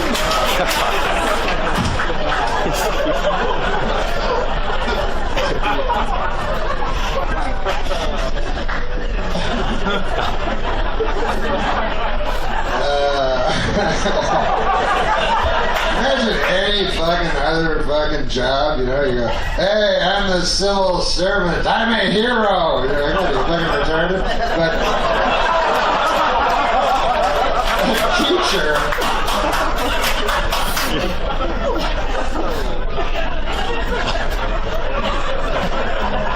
memorize this shit. Back tomorrow, then you gotta tell it to me. Remember everything I say and then repeat it to me. I got some problems for you. I know you're a child and that you don't have any problems. That's the cool thing about being a child, but guess what? You fucking got some now. On account of I've got some heroic work to do for you. Sure, you're a nice lady. Very, very heroic. But, listen, guys.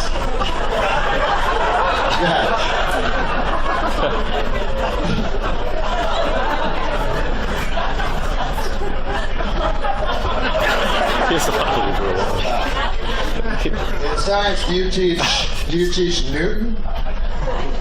Isaac Newton? You know, what are you, retard?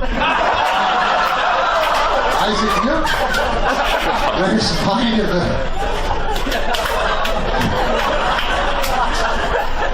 The hero that called me a retard is actually a retard herself. Everything's turned on its elbow. I'm sorry, what? A treadmill? Have I seen one? Wait, I don't even get it. It's not good when people are groaning and I don't understand it. No, have I ever seen a treadmill? Yes, of course. You mean the things you walk on? Yeah, I've seen it millions of times.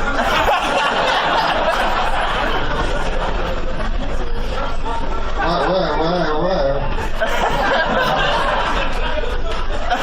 Maybe I am a retard. Yeah, you walk on them. They're in gyms and they don't. No, that's not a treadmill? You remind me of these fucking teachers I used to have. I said yes, I go, nah. I thought it was it, nah. I'm pretty sure I have seen a treadmill, no matter what you say. It's a thing you walk on and then, right? You're not, what? You wouldn't be sure that I'd seen a treadmill? Well, you see, you're probably very bad at grading people.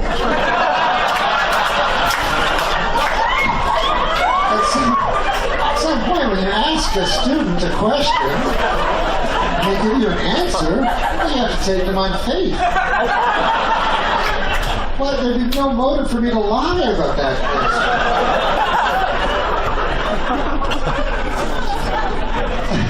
I've seen dozens, hundreds of them. I don't want to brag, but you know,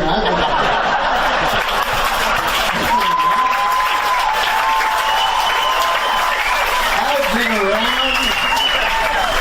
I've seen fire and I've seen rain. I've seen treadmills you wouldn't understand. Baby, I don't think I'll ever see you.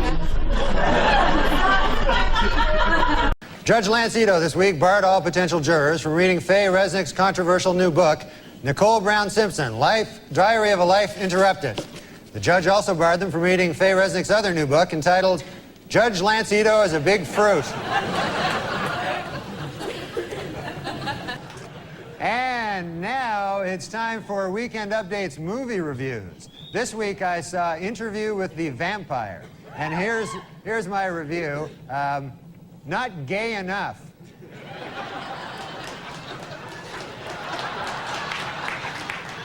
This week, a court banned gays from marching in Boston's St. Patrick's Day parade, but they will still allow them to be beaten up by drunken Irish guys. I'm afraid to know what you're applauding at there. Okay. Meanwhile, Elton John continues to deny rumors that he is engaged to his tennis racket.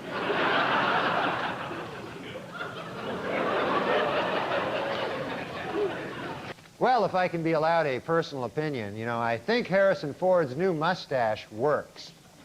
And by works, I mean looks really gay.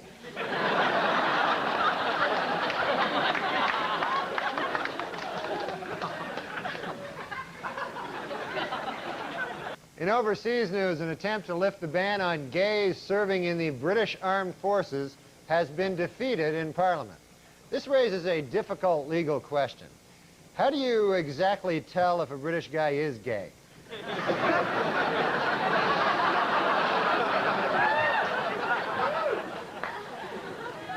In an interview in this month's Vanity Fair, actor Tom Cruise attempts to end once and for all rumors that he is gay.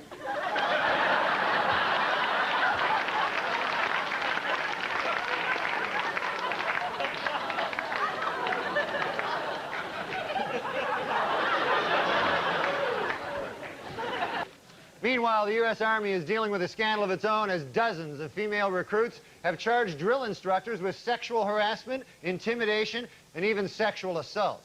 Analysts are calling it the best argument yet for gays in the military. Jonathan Schmitz, the Jenny Jones guest who killed his secret gay admirer because of his fear and hatred of homosexuality, has been sentenced to 25 years in prison. Well, I guess that plan backfired, huh?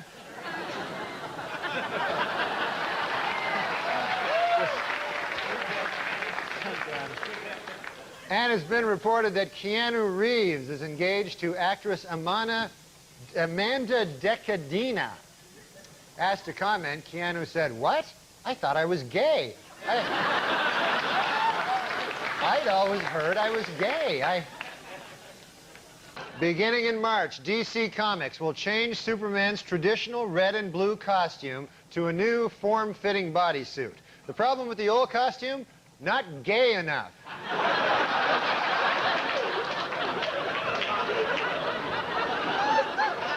What the hell's going on in the country? That's not Superman.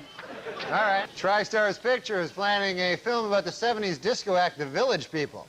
While the movie will be coming out next summer, it plans to wait until Thanksgiving to come out to its parents. The artist formerly known as Prince says he now wants to be known as simply the artist. Meanwhile, I will continue to refer to him as simply the fruit.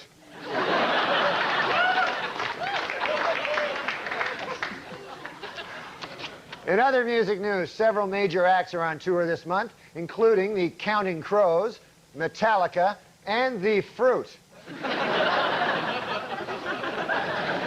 A study on weight loss revealed this week that women who participate in a weekly diet program lost 50% more weight, snacked less, and bought more fruits and vegetables than women in general, which just goes to prove my new theory: Richard Simmons is gay.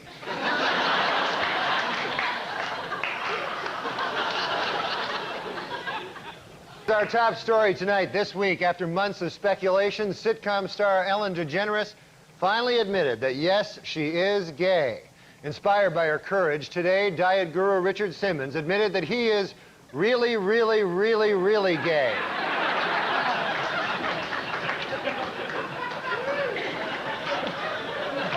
And the other big thing I read the newspapers, I also read the magazines, you know?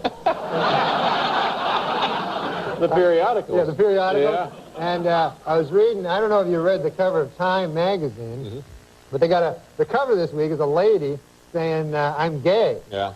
It's Ellen DeGeneres, Yeah. I think. Yeah. Yeah. But that's got to be a slow news week, a lady saying she's gay. That's a big story. I guess. Yeah. And, but it's brave of her, though. You know, it's brave. Yeah. It's brave Takes of her. a great deal of personal courage. Yeah. And I'll tell you what, I read just this morning that Richard Simmons now, to take it even further, he now is making a statement that he's really, really, really gay. That's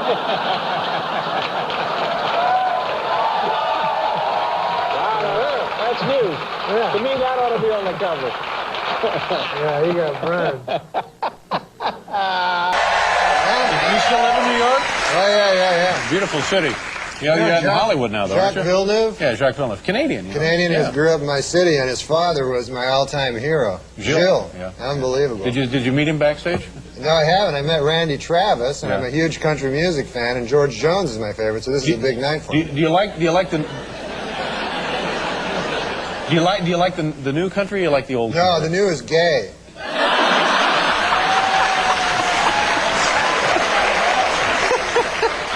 Oh, hell yeah. You know, I don't want to tell you how to do your business, but you got a suit on. I should have a tie. What, would it kill you to wear a tie? You know, just come on, make me feel better. No, you know what happened is I had a tie, and on the way here, a dirty homeless bum stole it. No, it didn't happen. No, you look like you're in town on a convention and have decided to go nuts. What? I was in an elevator, you know, in this hotel, and there were these two Shriners, you know, and so I guess, I don't know, I thought, do I look like a gay guy or something? Because I'm in this, What do you want to look like, Norm? What are you trying to look like? I want to look like a guy that would not be on Cunanan's hit list. So I was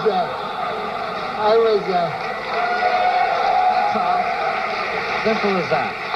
But I'm on this elevator, you know, and there's these three Shriner guys, you know, the Shriners, they wear the hats. Funny hats. And so they were going, hey, how you doing there, fella? You know, so I go, I'm all right. But I'm wearing this suit, you know, because I'm at this hotel. And so then they go, yeah, he goes, hey, they go, later on tonight, we got a party going on up in our room. They go, we got some booze there, some broads, you know. The guy says, you like the broads, don't you? Yeah? So I go, yeah, no, I like the broads, you know. He goes, oh, yeah, no, I know, I wasn't saying anything. I just see by your suit there, I thought maybe you were kind of a how do you do. How do you do? What the hell does that mean? That's a gay man. Oh.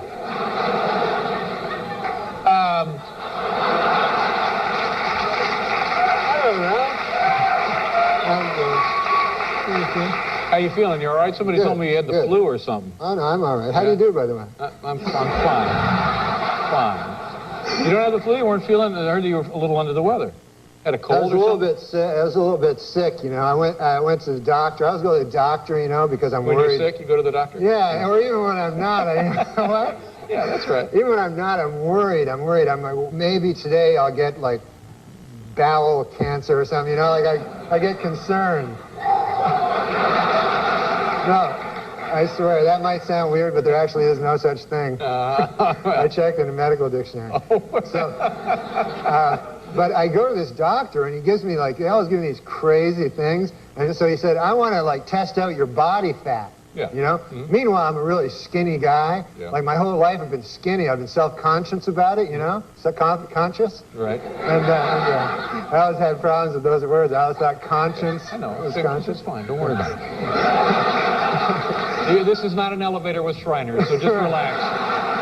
So the guy, he says, I said, I don't need no body fat thing, man. I'm a really skinny guy. So he puts these calipers on me, you know, and he tests me out.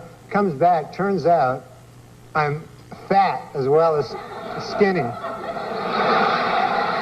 Seems unlikely, doesn't it? He explained it to me. I'm skinny, but also fat. Like, I'm basically on bones and then fat. Around the bones. I have a horrible body. So the guy tells me, you got to get to one of them gyms. Oh, you know? Start working out a little bit. Yeah. So I go to the gym, and holy Lord. Have you ever been to one of these? No, I don't go. They're crazy. Yeah. You got to, like, they got the weights, you know? Yeah. That's the big thing, the big weights. Weight machines, sure. So you got to, like, lift the weight. It's really heavy. And then you got to put it down. Then afterwards, lift it again right away. And it's endless. It's like hundreds of lifting. And then afterwards, you're just like sore and you're not big at all. And I don't want to be big. I have no use for being big. Yeah. I'm just a guy. I watch some TV. I eat a fish sandwich. You know, I don't got to be big, you know. I don't need abs, you know? What am I going to do with abs? I could show them to my friends. I go, hey, look on my belly, what I got here, some abs. What are you looking at? Well, nothing. I'm just, but maybe if you worked out a little bit, perhaps Shriners would leave you alone. Wouldn't be a problem at all. Pump up a little. Where do you live here, of course, in the city, because you're doing the show. I live in New York City. Yeah.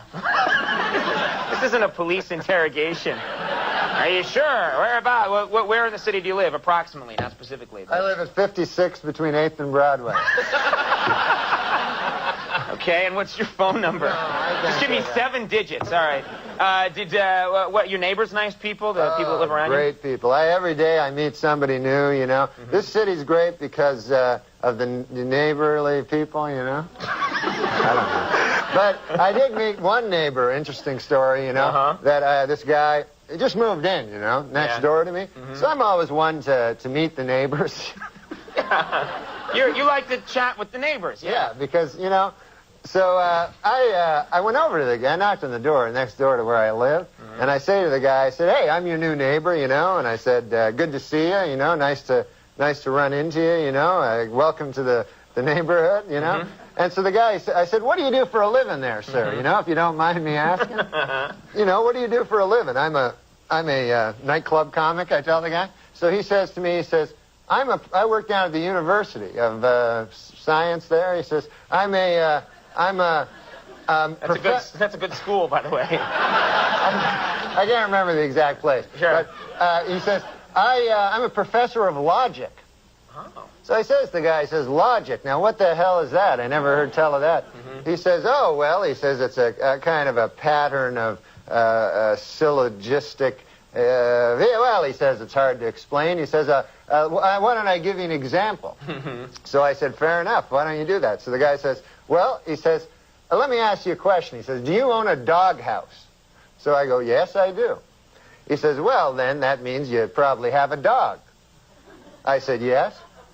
He says, well, that means you're likely to have a family if you have a dog. I said, yes, I do. He said, well, then that means you got kids, you're married. I said, yes, I am. He says, well, then you're a heterosexual man. I said, yes, sir, I am.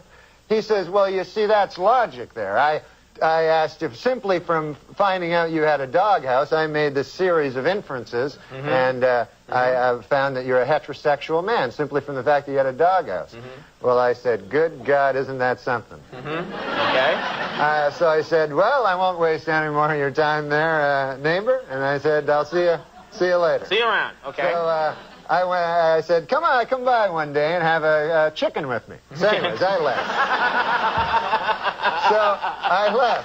So I go to get a bus, you know, to the bus stop. And I walk down to the bus stop, and I'm still thinking about this thing that happened to me, you know. And I'm standing at the bus, and no bus coming at all, you know, and 5 or 6 of us standing around, and one guy lights up a cigarette there, and he goes, as soon as you light up a cigarette, the bus comes. And he smokes the whole damn cigarette, no bus comes. Right. So I said to the guy, well, that theory really worked, huh? And the guy goes, well, sometimes it works. Anyways, the guy goes, what's new with you? I go, well, I had an interesting thing happen to me today. I said, I met my neighbor. And he goes, oh, yeah? I go, he had a hell of an interesting job. I said, he's a professor of logic down at the University of Science. And so the guy says, is that so? He says, professor of logic. He goes, what the hell is that, logic? I said, well, it's a series of something or other. Right. I said, I can't remember exactly, but I said, I'll give you an example if you want to hear an example. So the guy goes, all right, fair enough. So I said, let me ask you this. I said, let me ask you a question. Do you own a doghouse? And the guy goes, no, I don't own a doghouse. So the guy says, oh, yeah, you're one of them gays.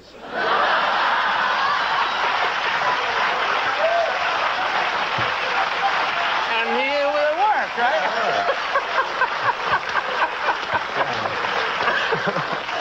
What great stuff you can learn at that was nice. University of Science there. And then the guy, And then get this.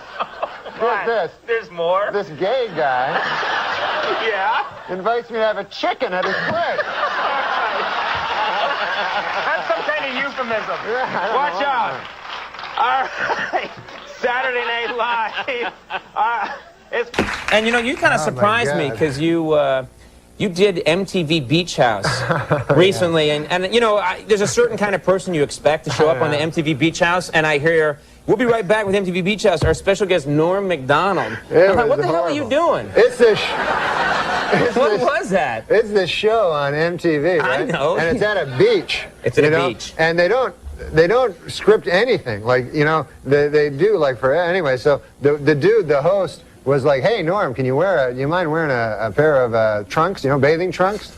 And I go, no, I don't want to wear that, you know, because I'm like, my body's like all weird looking and everything. And everybody else is super hot ladies and super hot men. You know, I don't, you know, whatever. Whatever you... Wow. So, got an issue about that. All right, go ahead. So I'm on the show, right? So they're saying, hey, come on, seriously, put on the trunks. I'm like, no, man, I don't want to. So then they think this will be funny. They go, hey, we're going to show you a fashion show. Some dudes will come out, you know, and show you, you see what you think. I go, what? So all of a sudden, these 3 dudes come out, right, dancing around in their thongs and shorts and everything. They're wearing thongs or shorts? Which one? Bathing trunks, but some of them are like thongs where you can see their dirty arses. So,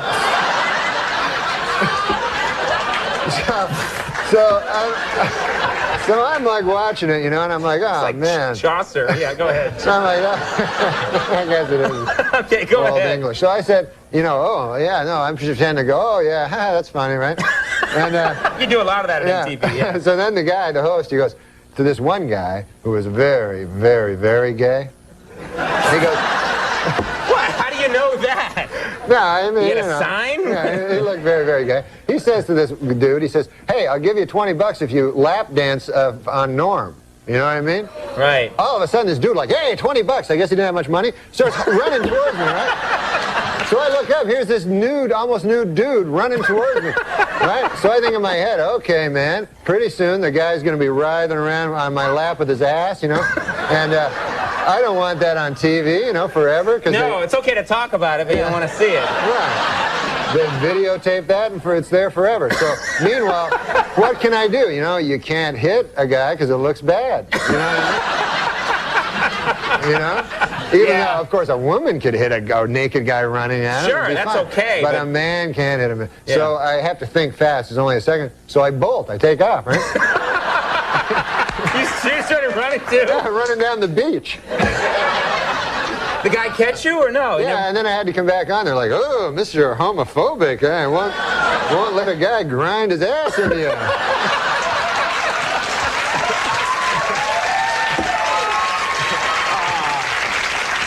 You got to work on that. But here's the problem with taking pictures. Yeah. Photographers are largely flamboyantly gay. Right. And so then when they take, a good look for them is a flamboyantly gay look. Right. So when they take your picture, you know, they want you to look flamboyantly gay, and then you're like, can I look a little less flamboyantly gay? And they're like, no, this is good. I'm like, I'm wearing a dress. Well, again, it's tonight and tomorrow night. The Comedy Works in Larimer Square. Thanks so much for toughing it out man. without coffee. It's This great to is meet fun. you. Thanks Thank a you, lot. Norm. All right, on over. Excellent suit. Thank you. Yeah, it's Yeah, I just like that one. brand new. Oh my.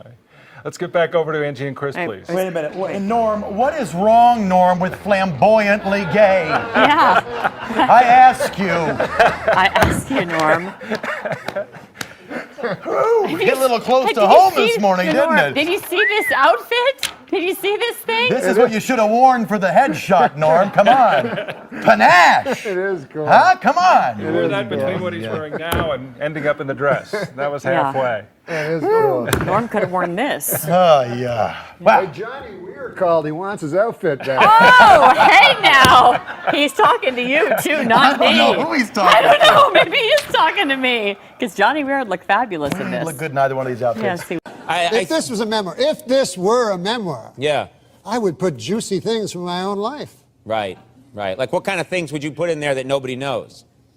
Well, I guess the biggest thing that nobody knows about me is I'm a deeply closeted gay man. What? I mean, that's, you're a gay man? I'm not gay.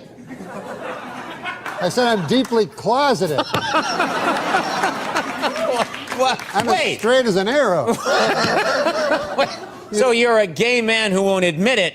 No. Do you know what deeply closeted means? Yeah. It means a man who will not acknowledge that he's gay. Yes. So I'm telling you, I'm not gay.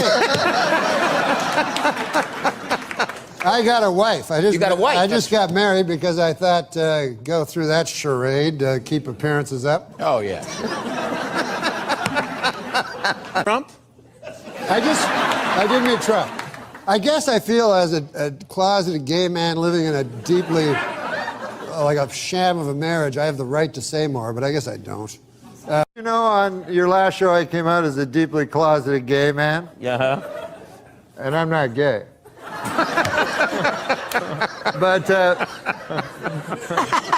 David, on one time, this is a true story, and Dave, you'll attest to this, bought me a beautiful leather jacket. Oh, that's right. Well out of my price range. Now, I'm no one to take charity.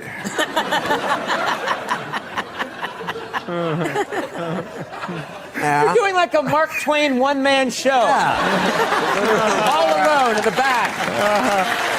What do we got?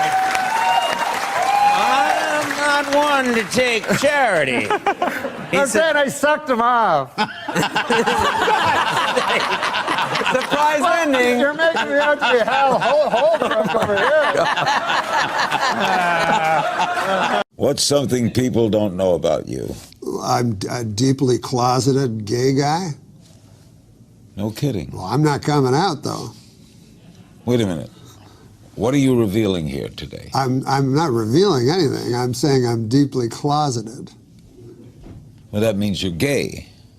Well, I wouldn't say that. Why would I say that? I'm deeply closeted. No, but that means you're very, very gay, but you don't want to come out. You're so closeted. That I refuse to say I'm gay. Right. Exactly. But doesn't that mean you're gay? Hey, easy, buddy. Oh, this book will reveal much. Now, Norm, when I was young, there was very young, there was a guy on Peyton Place that Chris Connolly played, Norman, you know, and he was kind of like a deeply closeted man. And then there was Norman Bates, Norm from Cheers. They were all fools or deeply closeted homosexuals. Norman, where are you? Starring That was Red a funny Fox. play. Yeah. So, Norman, is that you? Norman, is that you? That was a funny play. That's what I'm thinking. That's the punchline of that play. Yes, and he's gay. Yeah.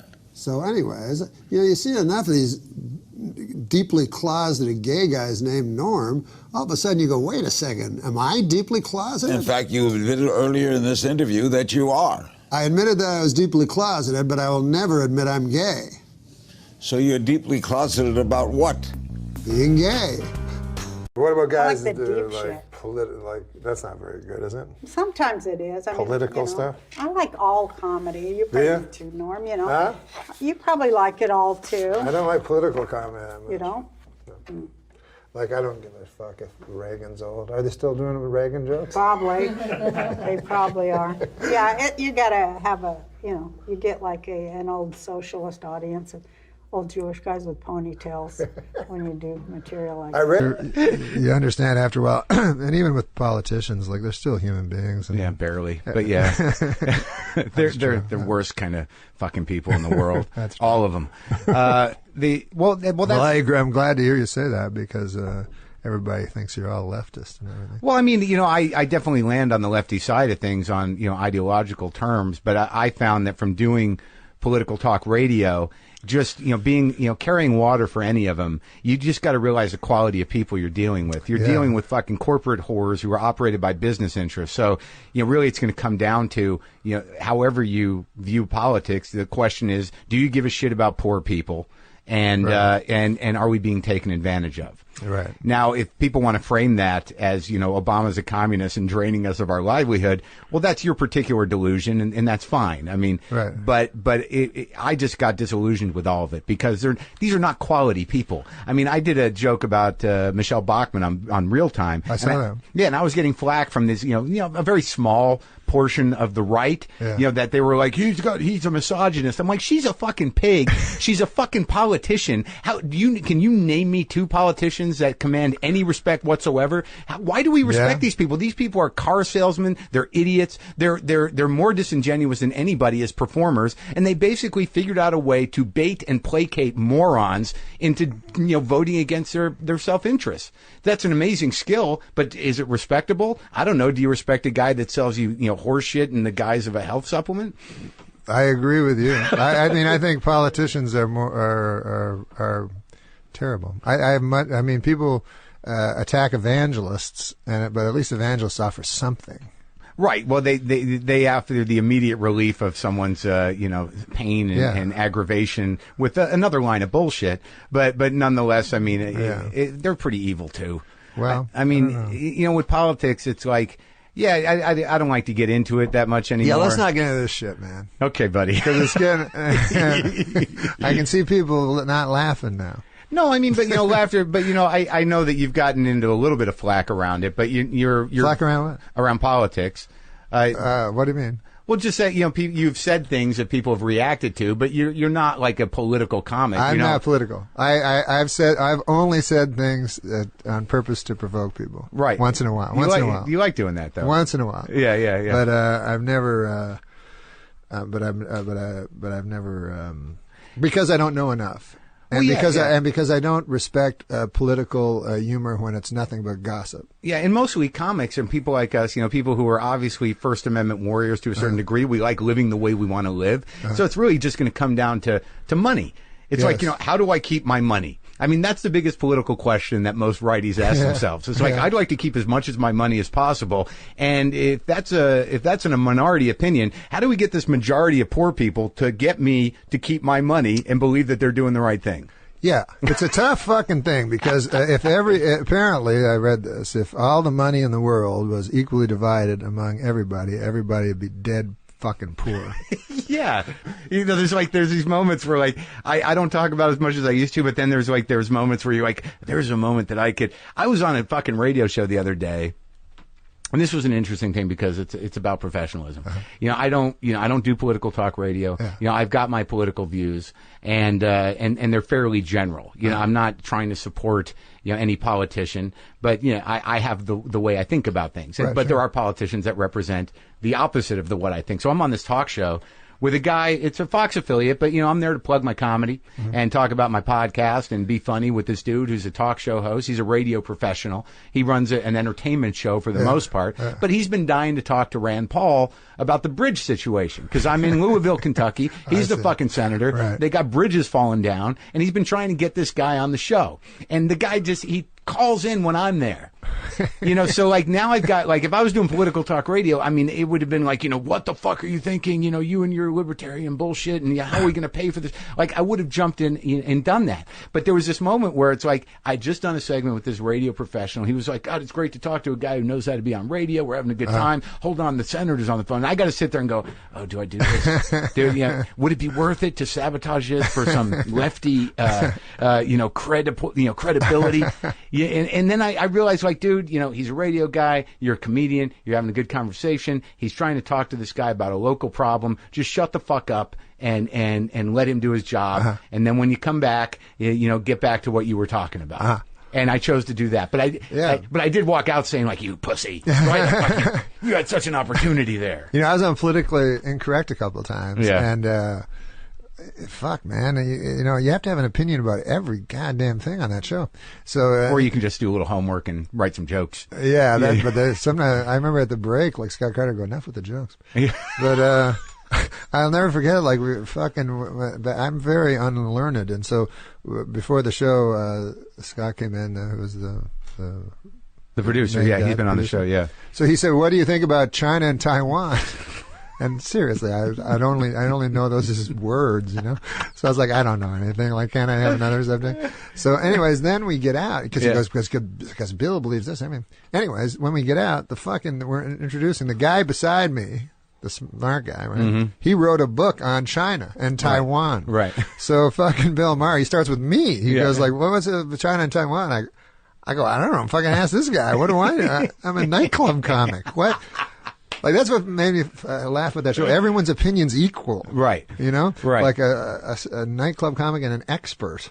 And then another thing I always found funny about that show is the comedians try to be very serious, and then the serious guys are trying to get jokes. Yeah.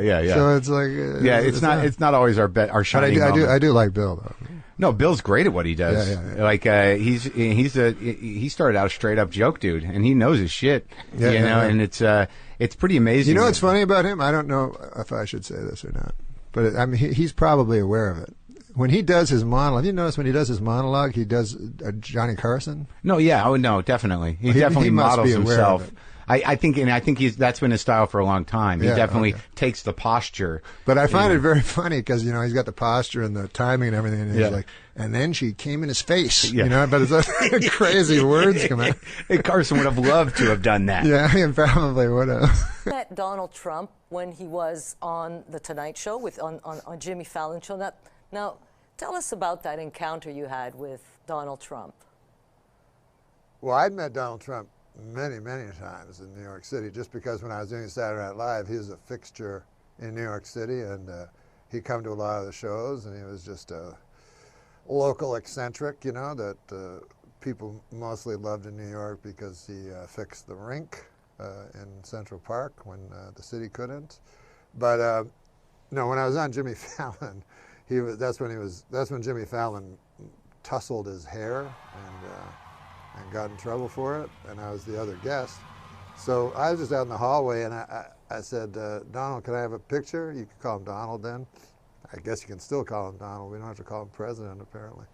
But I said, could I get a picture with you? And he said, yeah, absolutely, sure, Norm. And then he walked down the hall and got in the elevator with the Secret Service guys. So, but he was just doing it as a joke. A lot of times, the problem with candidates that, or political candidates that do comedy is obviously comedy doesn't translate well to the page sometimes, sarcasm is lost, obviously, and things like that. So if someone says something that's meant self-disparagingly or satirically, and you want to take it out of context, you can. And that happened a lot of times with Trump on the campaign trail. But he's being caricatured on Saturday Night Live, like quite mercilessly by Alec Baldwin. Like, is it funny to you? Is that funny? No. The only reason I don't find it funny, when I was there, Daryl Hammond did Donald Trump, and that shows how far back Trump goes, because that was 20 years ago. But Daryl did him then. It was a softer Trump, I think it was a Trump that was a lot closer to his real self. But if you do an impression of someone, you have to like that person, because you're playing the person, and people like themselves. So you can't play someone and have contempt for them at the same time. It doesn't work as an impression. So I don't like his impression, and I have no political affiliation. I just mean from a comedy level. Let me ask you this. So your Bob Dole imitation was pretty famous back in the day. So would you do Donald Trump today? Would you do a Donald Trump imitation? I try to not do comedy about Donald Trump because I think I had one joke about Donald Trump that I ever did where I said that Americans hated Hillary Clinton so much that they voted for someone they hated more than Hillary Clinton to rub it in. And that's the only time I ever made a joke about Trump. But I try to stay away from it because it's just you know, it's low-hanging fruit, and also, you know, Trump oftentimes is doing self-parody, and nothing looks dumber than if you parody self-parody. You know, you really get caught not understanding. So comedy in the time of Trump, is it more difficult than it was when you were on Saturday Night Live? It's more difficult in the time of Trump for good comedians, and it's way easier for bad comedians. You know, you don't have a worldview by just saying you don't like Trump. You know what I mean? That doesn't count. Like you can't just say I hate Trump, and that makes you a good person. And the Democrats just can't say I hate Trump, and that means they have a position. You know, that's no position. So for idiots, it's an easier time because you go, well, that guy's the idiot, not me. But if you try to do smart comedy, it's better to stay away from Trump. You know.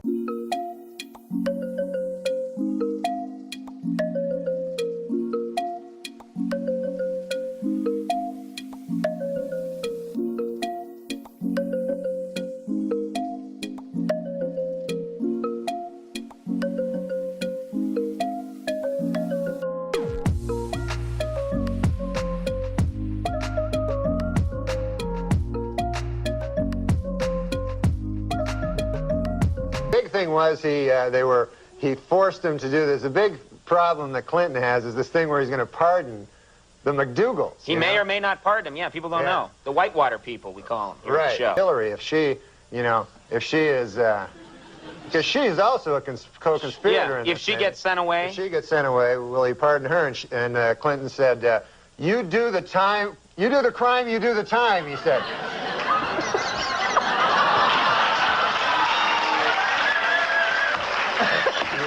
That was so sweet, you know, you moved into three-point range and up and at the last second fouled. All right. I don't know about politics. Haitian General Raoul Cedras, who will be stepping down in 2 weeks, held a hasty garage sale of some knickknacks he'd acquired while in office. Big fans of the Haitian strongman, are you? Postal authorities removed a cigarette from a photo of blues artist Robert Johnson to help dignify the musician in a new stamp they've issued in his honor. This isn't the first time the post office has altered a photograph. In fact, the original photo used on the Elvis stamp was based on this photo.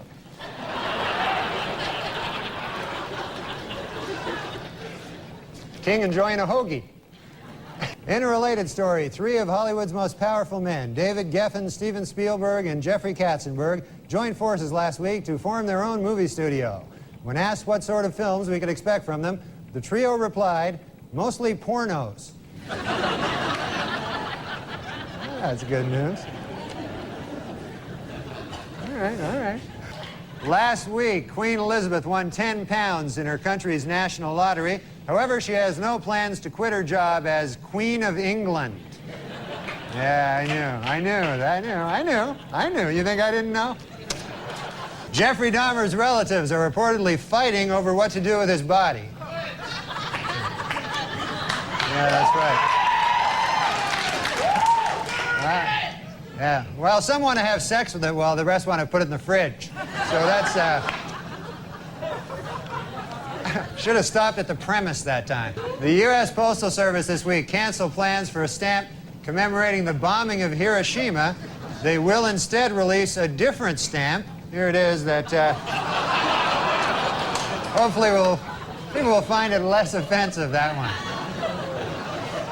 Scientists have created a genetically superior Christmas tree that will be taller, stronger, and tougher than other trees. One downside, if you don't like your presents, it will kill you.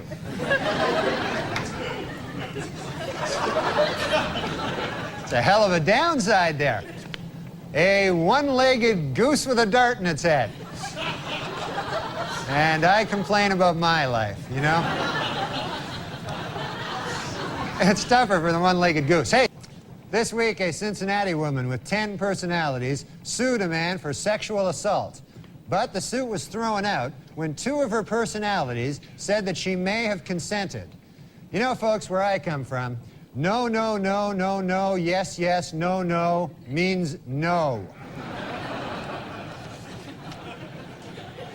Hate to get on a soapbox, but that's where I come from. Oprah Winfrey broke down and cried this week, saying she had once smoked crack cocaine. You know, I don't know what she's crying about. I mean, you know, some people in this world never get to smoke crack cocaine. It's ridiculous. Huh? Here's an amazing story. Twins born 95 days apart. Even more amazing, they were born to different mothers and they don't even look alike. Hard to believe. This week, a court banned gays from marching in Boston's St. Patrick's Day parade, but they will still allow them to be beaten up by drunken Irish guys. I'm afraid to know what you're applauding at there. Okay. Well, the Super Bowl might be over, but the San Francisco 49ers just keep piling it on. They now lead the Chargers 83-40 to 27. So they've comfortably covered the spread. And in football news, man, this is getting ridiculous. The 49ers now beat the Chargers 1,000,655 something to 27. All right. Not good with those long numbers. A study says that pot use in high school is up sharply. Don't I know it? Oh, yeah. I'm joking. And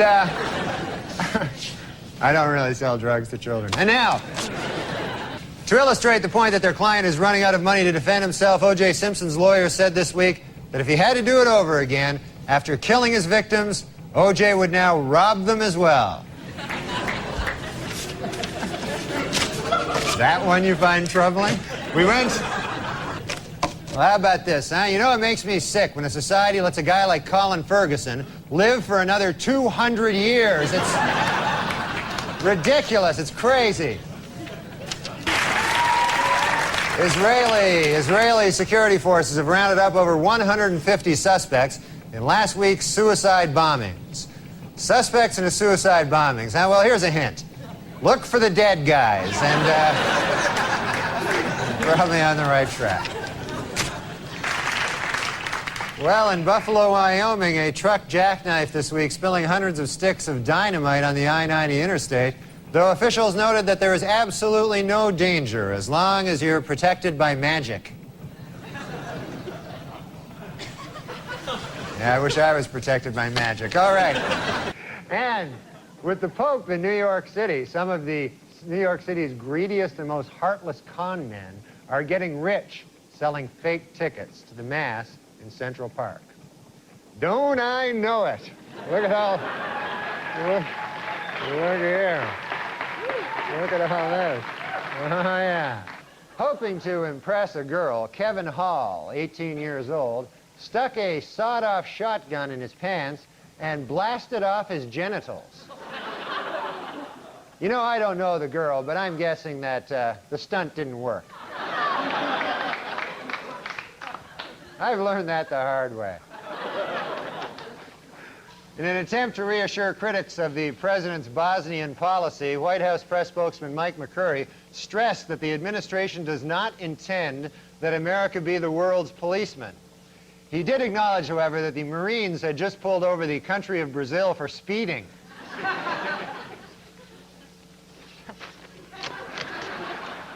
Like Johnny Carson there for a second.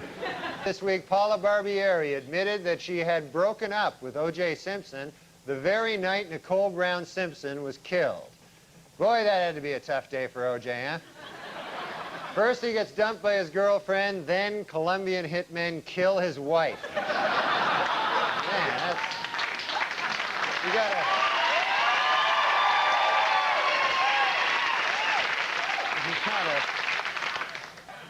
Recent studies indicate the number of people getting the AIDS virus appear to be declining sharply. But it is important for viewers to remember one thing. Sex without condoms feels better.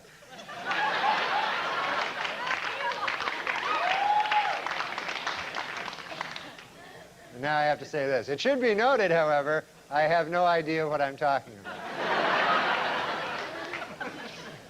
Wrong Way Corrigan, the man who once flew all the way to Ireland by mistake, died this week at the age of 88. It was just like him, said his wife. He was trying to live. You got it all wrong. Across the nation this Monday, banks and government offices will be closed in observance of Martin Luther King's birthday. Meanwhile, at the Riverbend Maximum Security Prison in Nashville, Dr. King's assassin, James Earl Ray, will spend the day being raped continuously.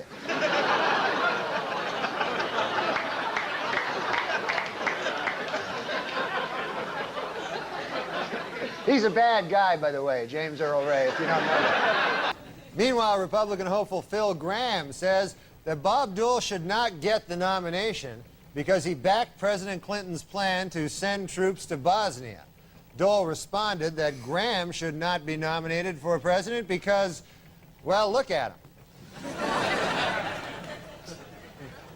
Take a gander at the fella.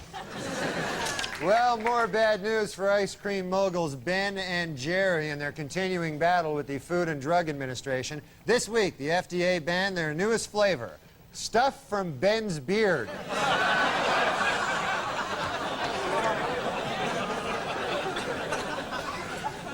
Meddling bureaucracy wrecking that. Well, at a local town meeting in Montpelier, Vermont last week, representatives from the McDonald's Corporation who want to put a restaurant in a historic district were booed by angry residents, but they were cheered by the town fat guy.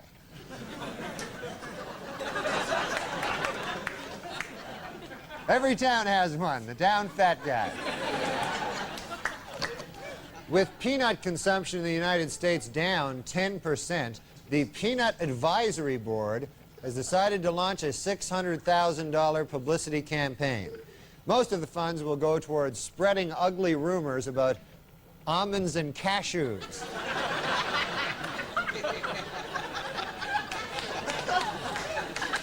That's not right, huh? A celebrated fertility statue, which many believe has the power to make women pregnant, began a nationwide tour this week. The hundreds of women who claim it caused their pregnancies are of different ages, races, and religions. But they all have one thing in common. They are all dirty, dirty whores.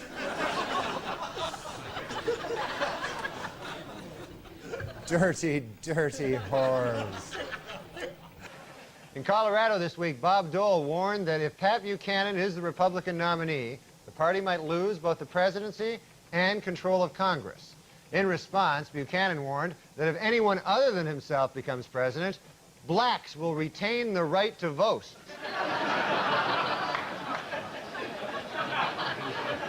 6 of one, half dozen of another.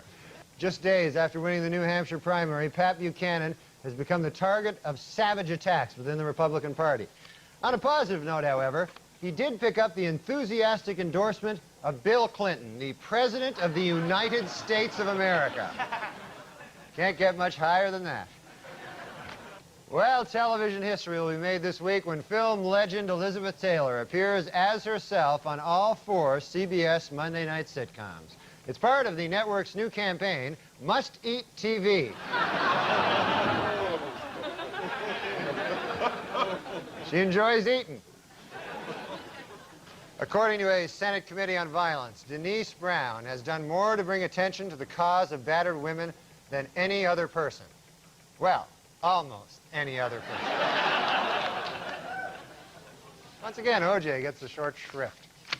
Well, Washington, D.C. Mayor Marion Barry says he has devised a money-saving plan that would close the district's Lorton prison and transfer its 7,000 inmates to private lockups.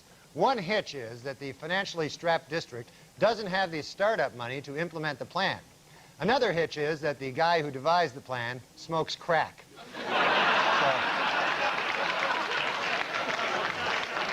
So, 2 hitches. 130 years after the Civil War, the state of Mississippi has finally voted to abolish slavery. Representatives say they would have liked to have done it sooner, but they were delayed due to some awfully big cotton crops. They had some Some kind of big cotton thing. All right.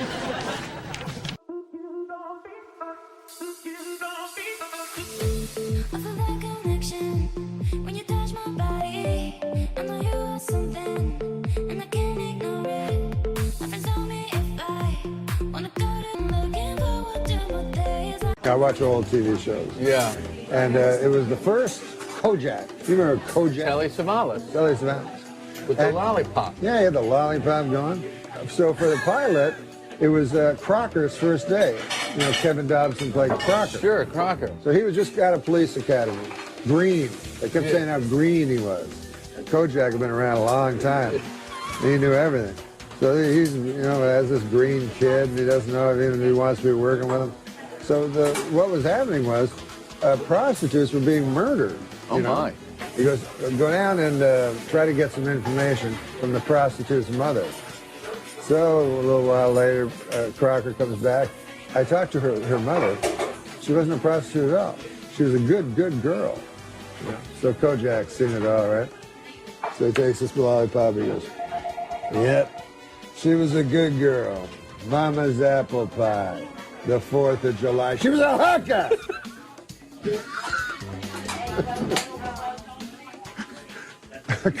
Crocker was too green to see it, you know?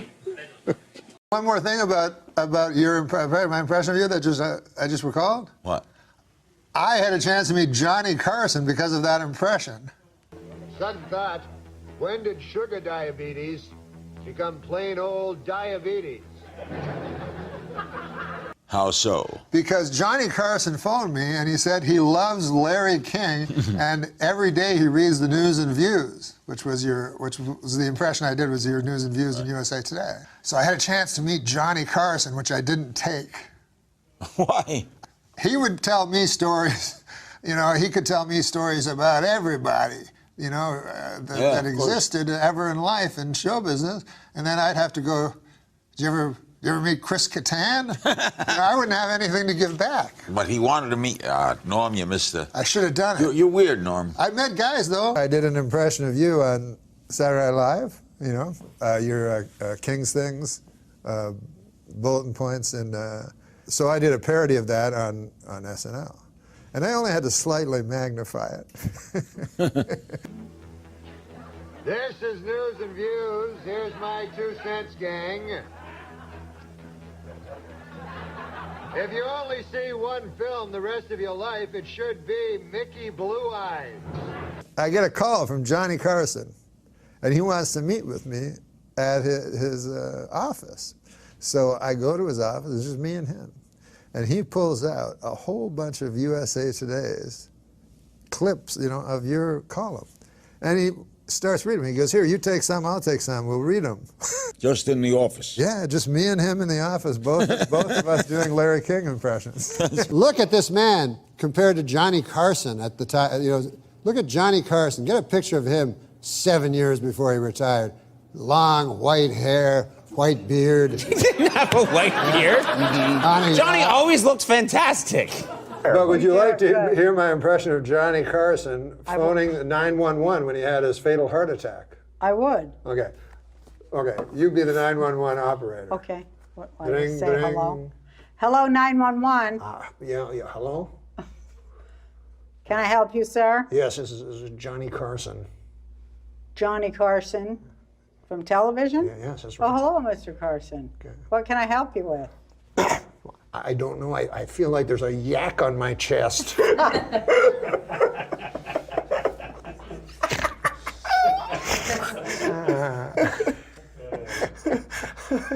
did have a lot of yak jokes, Yeah, a lot of yak jokes.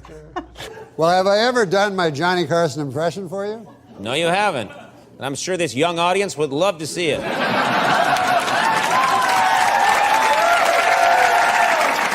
You can play along. You can be the 911 operator. This is Johnny Carson when he was having his heart attack. You be the 911 operator. Yeah, okay. Say hello. You know. Hello. Hello. This is Johnny Carson. Oh, Mr. Carson, how can I help you? I feel like there's a yak on my chest. Do you want to hear my impression of the That's going to be you if you don't lose weight. You want to hear my impression of the 9/11 call? from Johnny Carson. 911 call. Yeah, I'm sorry. Yeah. But 9/11 was a national tragedy. Yes, it was. Why do you laugh at that? You said me. Johnny Carson died at 80 years old. Okay, Johnny Carson died at 80 years old. Would you like to hear my impression? Would you like to hear my impression of Johnny Carson? Call. Johnny Carson's 911 call. Because he called while he was having a heart attack. No. Would you like to hear my impression? Okay, you be the 911 operator. Hello, operator Mary. Yes. What is your 911 emergency? I feel like there's a yak on my chest. Hi-oh. All right. We would like to thank Andy Dick for being on the show, and to end the show, Andy Dick will be reading a joke, and then the show's over. Good night, everybody. Andy? Purple socks. Oh, can I do a Karnak? I was trying to. Can I do a Karnak? Yeah.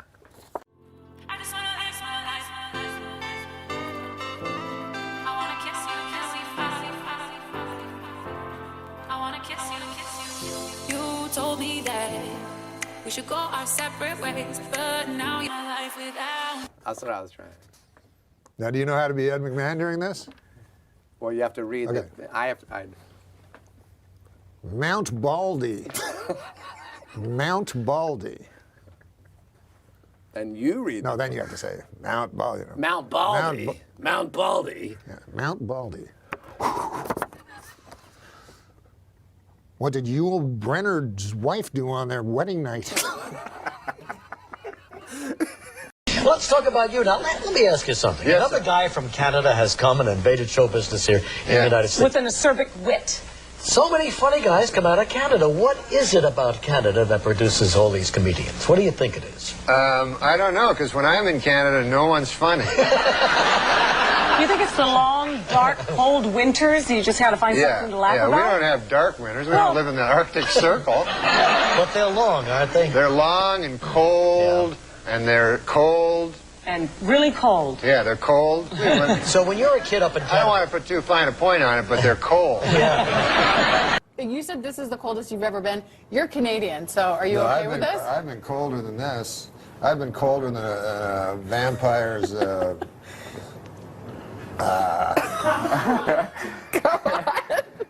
on. That's like We're an 8 waiting. a.m. joke. Yeah, we can do it at 7:19. The stage is yours. Are you drunk? Because all you did was ride a cooler and you're sweating. I am. Well, it's hot as it's hotter than a $2 Well, he's pistol got like in here. 12 layers on. Yeah, I I think. thought it was going to be really cold. Well, you're from Canada. This should be this should be springtime for you. No, I know I'm from Canada, but I'm still a human being. Like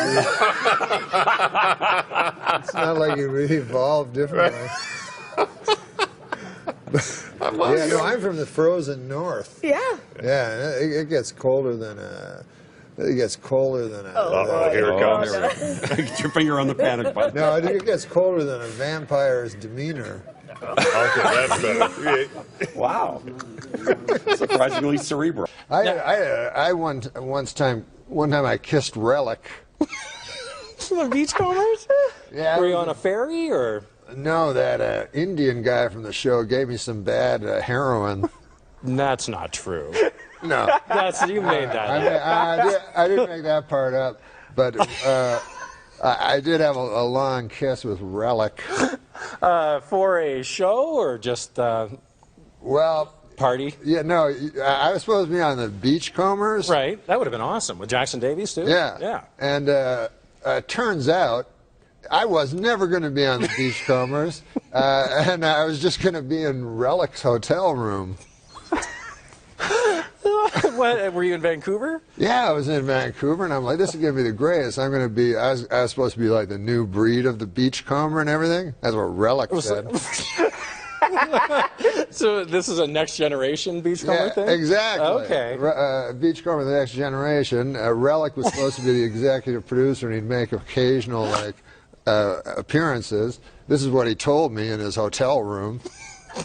Come on. This didn't happen. No, it didn't happen. Okay. I got to read this book. Sean, Hey, I should put that in the book. you should. I know there's a couple generations maybe between you two as comedians. Looking at A couple? watching Norm over the years and some of the characters, what's it like being alongside one of the best? Oh, it's great. I mean, I love Dirty Work, and I love Saturday Night Live. And then I worked with Norm. He was my boss, my first boss in Los Angeles. Yeah, Sean's awesome, man. Future of comedy. If you show this clip like 10, 20 years from now, you're going to go, who's that old guy talking about, who the hell is Relic? Oh, I love that I'll story. be like Relic, and he'll be like me, like 20 years, when you look at this in the vault. In Canada, it's different. Like here in the States, you vote for the president, maybe you vote for the wrong guy, a war happens. Right. In Canada, it's not like that. You go, like, what's the big thing? Should they make that bridge? Right. That's the biggest. Yeah. So it doesn't really matter. So it's, you know, It's too much we're pressure. very inconsequential, Canada. Yeah.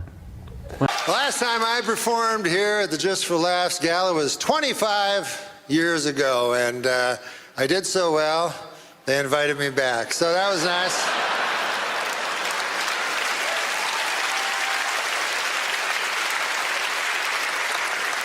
I love Montreal, my God, you know, and call me an eternal optimist, you know, but I really believe in my heart that this is the year that the Expos are finally going to win it all.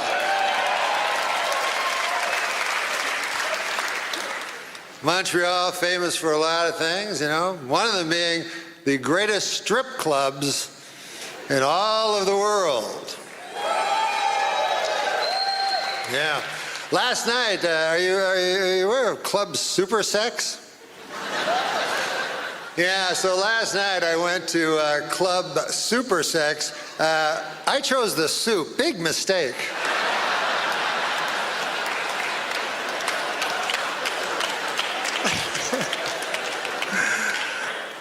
Hey, big election coming up, and in Canada, this is the difference in elections in America and Canada, is elections in America mean something. You vote for the wrong motherfucker, the world blows up. I don't need that on my hands. Whereas Canada, you know, it's always like, well, what's your view on the bridge? I say keep as it is. I don't think they need to clean that up. That's fine.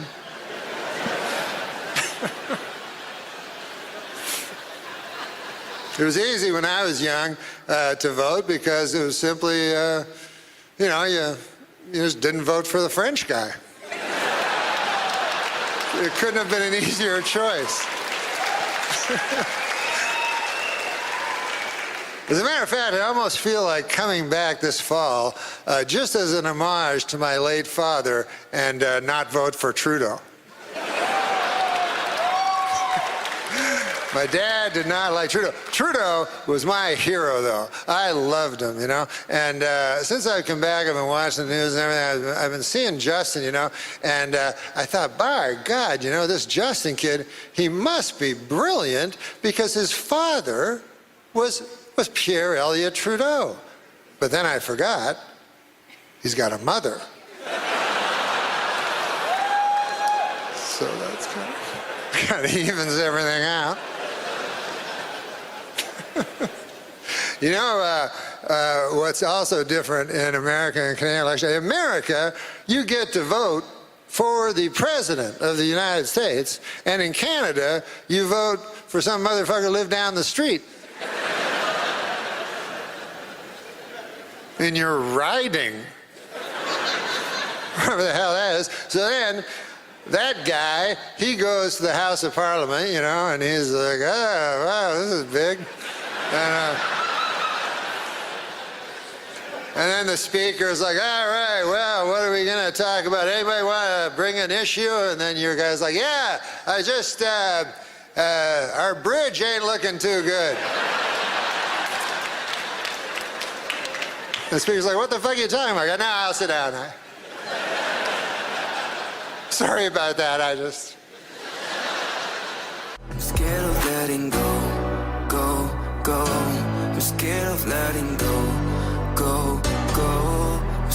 of letting go, go, go.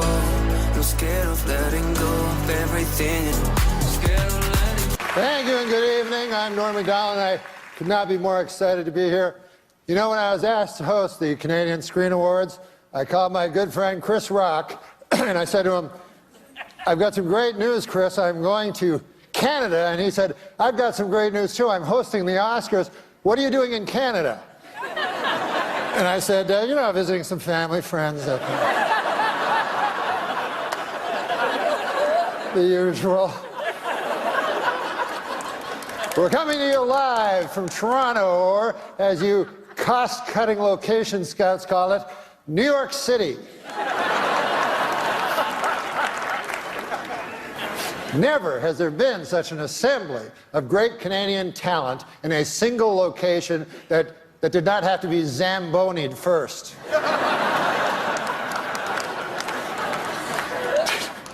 Tonight, the CSAs are being seen in over 50 countries. Isn't that exciting? Oh, wait, I'm sorry. No, wait. I misread that. 50 counties.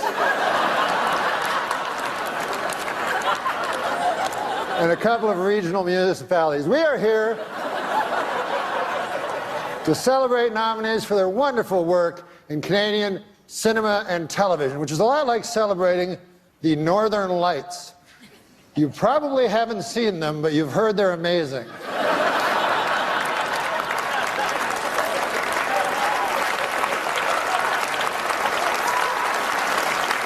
We have a lot to celebrate in our industry. Amongst the TV shows nominated tonight are Amazing Race Canada, Big Brother Canada,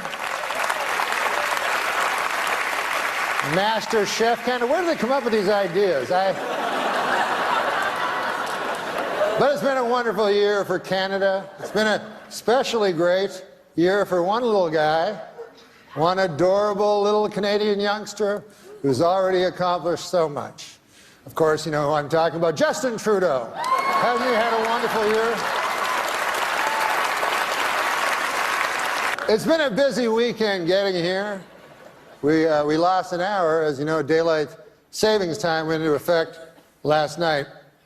I give it 6 months.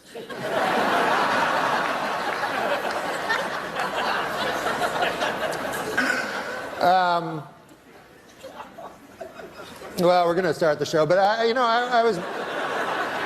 It hasn't started yet, you didn't know. I saw a wild look of alarm cross your eyes. But I was backstage yesterday, and we were doing rehearsals, and I asked, what is the statuette called? And they said, it's called the Canadian Screen Award. And I said, well, that seems kind of dull. Like, what? That's the name of the award? And they said, well, we've been bandying around different names, but none of, they said in Canada it takes a long time to get stuff done and stuff. But one of them they mentioned was the Candy. And I think John Candy, I mean, who doesn't love John Candy?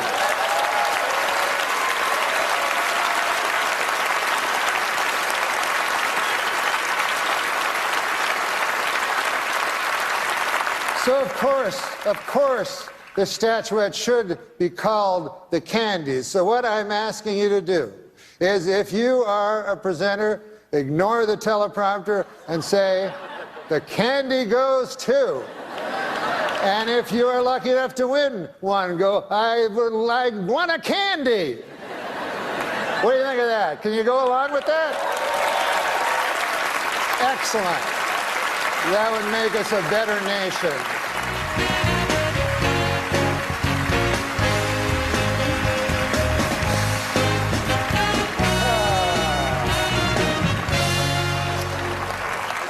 I am not here to upbraid.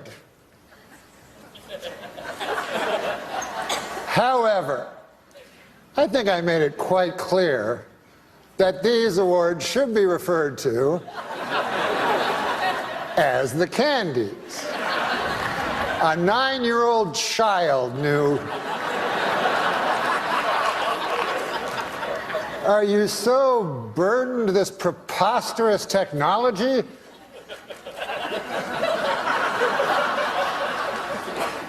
So I would like not to see that again.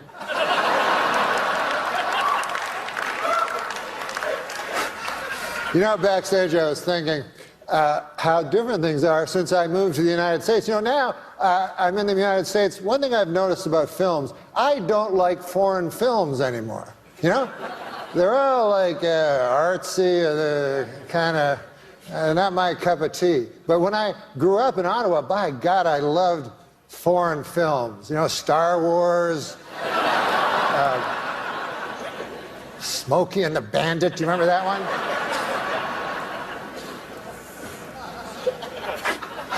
Here to present our next award, the Candy. And this will be the end of my upbraiding, I hope. George St. Kitts and the Candy Band. Who can take a sunrise? Come on, guys. Sprinkle it, but they can't. Well, whatever. Well, our next presenters are political people. And it made me think, because I was just told Cape Breton Island, I don't know if you know this, but they are offering sanctuary to anyone that lives in America after Trump is elected president by a landslide.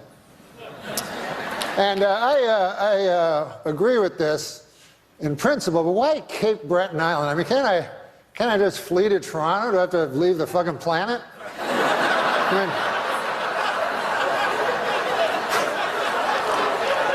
I just go to Baffin Island while I'm at it. All right, now welcome to the stage, two Canadian. Oh, the Candies are going great so far, aren't they? I would like to say to Eugene Levy that there's no reason to be ashamed of your son. My son only this morning punched me in the chest really hard. Listen, I have some good news. I just found out that all of you here tonight will be getting a swag bag. Yeah. Just like the Oscars. I haven't seen one yet, but why don't we take a look and see what you're getting? I'm going to call Megan, our golden girl, out. Megan, our golden girl? Hi, Megan. Come on out here. Ah, you brought the swag bag. Yes, can you hold it open? And then I'll take things out of the swag bag. What do we have here? A loose pancake.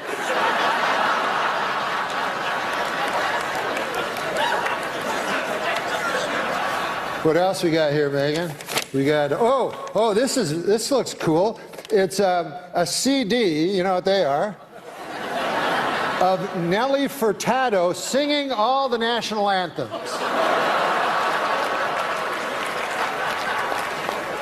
Torn from today's headlines. See what else we have. Oh, we have this. Ah, yes, this. This is a bottle of Eau de John Cherry Cologne. It's for the gentleman in the audience. Now, what else do we have? Hopefully something a little funnier than the last one. Here. We have a 30-minute massage from producer Robert Lantos.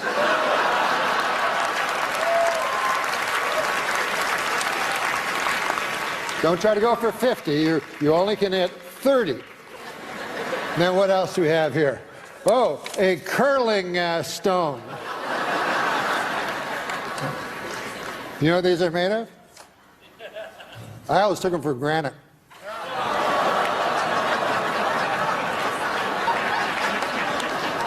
Last time I take a joke from Martin Short. All right. Megan, just do some house cleaning here. Having a hand for Megan, our Golden Globe. A natural mistake. All right. Listen, guys. For some reason, I've been told to stretch. So,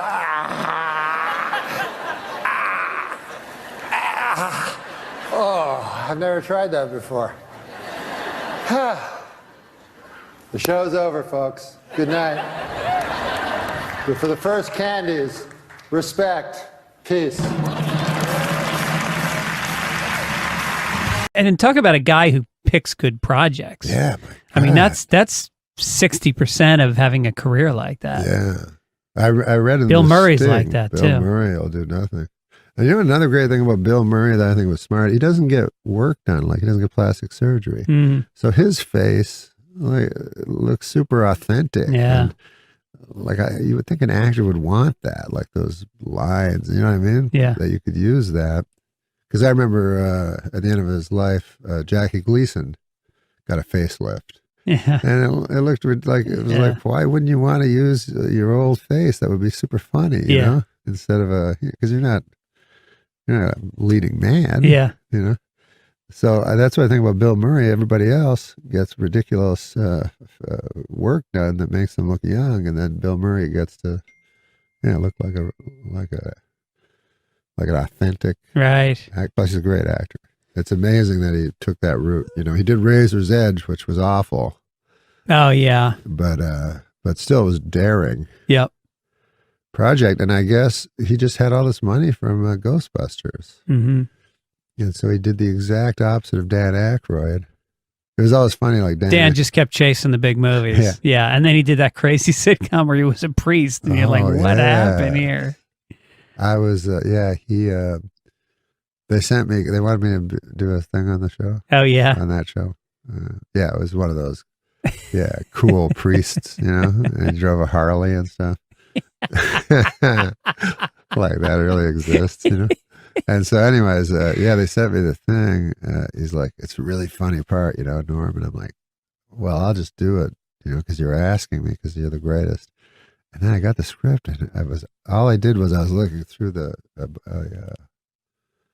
telescope, and I said, oh, I can see Uranus. And then he goes, you can? And he like pulls. Like he pulls his pants, and I'm like, oh no, I don't want to say that. So I had to like lie my way out of it to get out of this awful joke. But he told me, it was like, great. One time when I had my sitcom, the showrunner goes, why don't we have a big star every week do the cold opening? And I go, oh, sure, yeah. And he goes, you can get big stars, right? I'm like, no, I can't get anyone. And he goes, but you know Sandler. I go, I'm not going to ask Sandler, you know? Like, and then I told my agent, I said, don't ask Sandler, because the showrunner kept phoning my agent. I go, because I don't want to like blow a favor. I know he's not going to do it. He's not going to do it, and then he's going to think like I asked him for a favor. You know what I mean, kind of thing. So, you know, anyways, a few weeks later, my manager goes, oh, by the way, Sandler said he doesn't want to do it. I'm like, oh my God, I told you not to. Yeah. And so then they said, one week, they go, we got Eddie Murphy on the phone. I'm like, why, what? And they're like, yeah, for the cold opening. And I go, what cold opening? And so they hand me this script, you know. So I'm talking to Eddie Murphy, and I don't know Eddie Murphy. And he's being like super zen-like, you know. He's an amazing guy because he's like all zen and peaceful. And then he tells a story, and it's hysterical. Like all of a sudden he's doing voices. Because he was talking about being a director, and he goes real peacefully, you know. He was like, the directors in Hollywood are very tough to find one. Frank Oz was magnificent, but I was very unhappy with the other directors. Finally, I had to direct myself. I directed Harlem Nights, and the Red Fox was in it. And so Red Fox came to the show once, and he was having trouble with the IRS, and he owed all this money. So he kept trying to sell me things. And he would come to the set, and he would go. And then all of a sudden, he's super funny, right? After doing this real flat voice. And he goes, and then Red Fox would say, hey, Eddie, you like Elvis? I got Elvis's watch. How'd you like to buy Elvis's watch? Elvis, give me this watch. So I said to him, hey, Red, how long have you had Elvis's watch? He said, I had it for 40 years. I go, that's not Elvis's watch. That's Red Fox's watch. I ain't buying Red Fox's fucking watch. So he's like super funny. And then he go back again to be zen-like. So I said, So as I'm talking to him, I'm leafing through this fucking awful fucking shit of a cold opening that they're having him do. And so it's like, white guys writing for black guys, what they think they'd say. It's just awfully, horribly racist. And so he says to me, he goes, I'll do it. If you tell me it's funny, I'll do it. And I go, it's not funny. Oh, wow. I didn't know what else to do. I didn't know what else to do.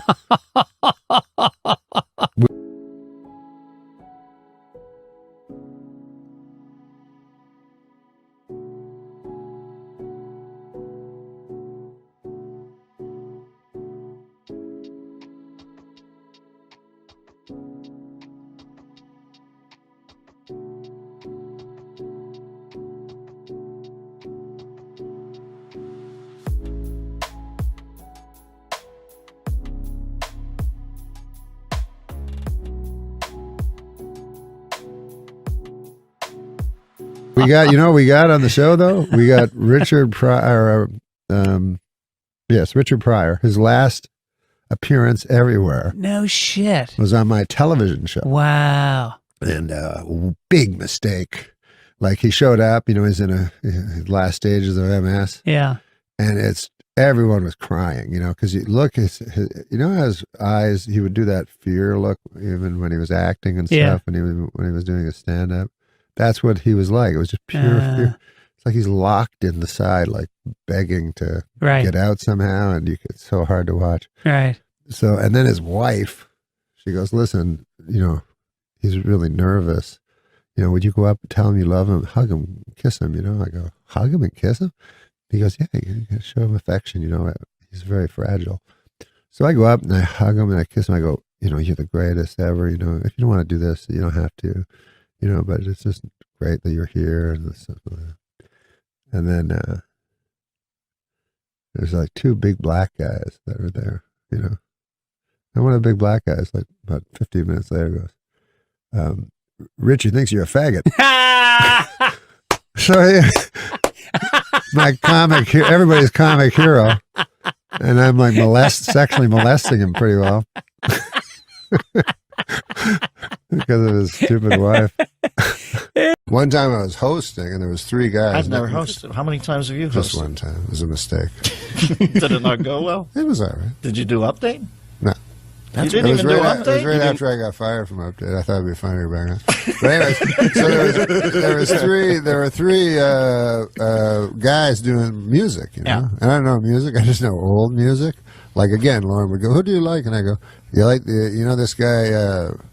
Bobby Goldsboro. Bobby Goldsboro. Eddie Cantor, is he around? And Lauren go, "You've got to go," So who'd they have on? Very hip. So they young had kids. hip guys that everyone else knew except me. It was Snoop Dogg. He just changed his name and he was angry because I kept getting it wrong. He used to be Snoop Doggy Dogg. It was Snoop Dogg and Eminem and Dr. Dre. That's a pretty heavy lineup. Yeah, but to me it was two black guys and a white guy. So I go to introduce them. You're beautiful. And they were all just trying to get this into the barn. Don't go black white on. They were all standing They were all standing like in I'm out rap. there with Francis Farmer. They're about to go up and take me with you. They were standing in rap positions, as you know, like against, and I'm about to introduce them. So they're standing in that rap position where it looks like they'll either start singing rap or pull a gun and kill you. So then I go, as a joke, I look at them, because I remember this is kind of a Letterman-y thing to do, but I go, "Fellas, are you ready? Are you ready?" Which forces them to go shake their heads slightly. Even though they're in this crazy, dangerous all posed up. All posed up. So I thought that was funny.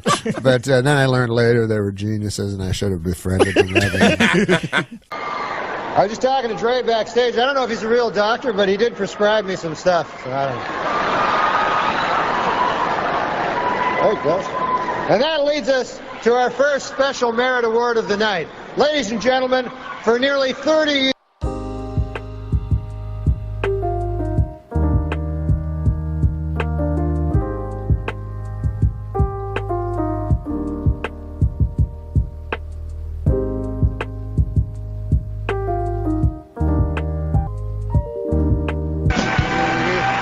Okay, folks, before we continue, I have an announcement from the management. Would the owner of a Glock 9 with the inscription, "Too Puffy with Love," please pick up your gun? It's at the hospitality suite. I think I heard Matthew Perry once in an interview. I think he basically said he invented sarcasm. I think he said that. Norm was on Saturday Night Live. Norm tells the best fucking stories about some of those celebrities that went through there. And Matthew Perry had an assistant and said, you know, he said to Norm, Matt wants to do a sketch that he wants you to be in where he talks like he does on Friends. He calls it Matt Speak. And Norm said, what are you talking about? He goes, well, you know, he invented a way of talking, the way he talks on Friends, Matt Speak. And he showed him a clip, and Norm said, are you talking about sarcasm? Matthew Perry called sarcasm, he renamed it Matt Speak. Hilarious. And Norm goes, you're talking about sarcasm? What about the black odd couple, Gil? They should have just said to him, oh, that was really good. I think one of the younger writers said, I think Matthew Perry is a genius. And I think that's what it was. And Norm said, is he good at math or something?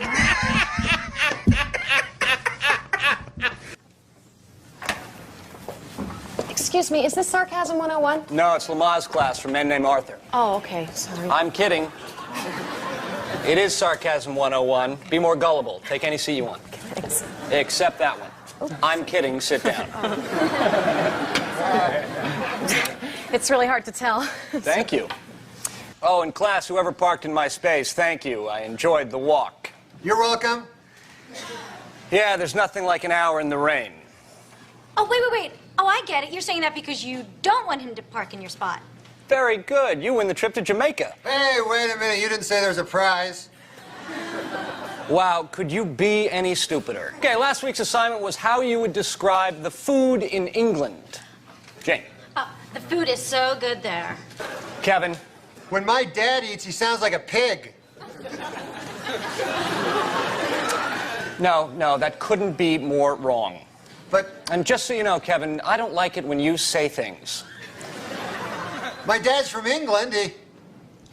See, I see your mouth moving and I hear all these sounds, but it's just like coming out like, woo, woo, woo, woo, woo, my dad.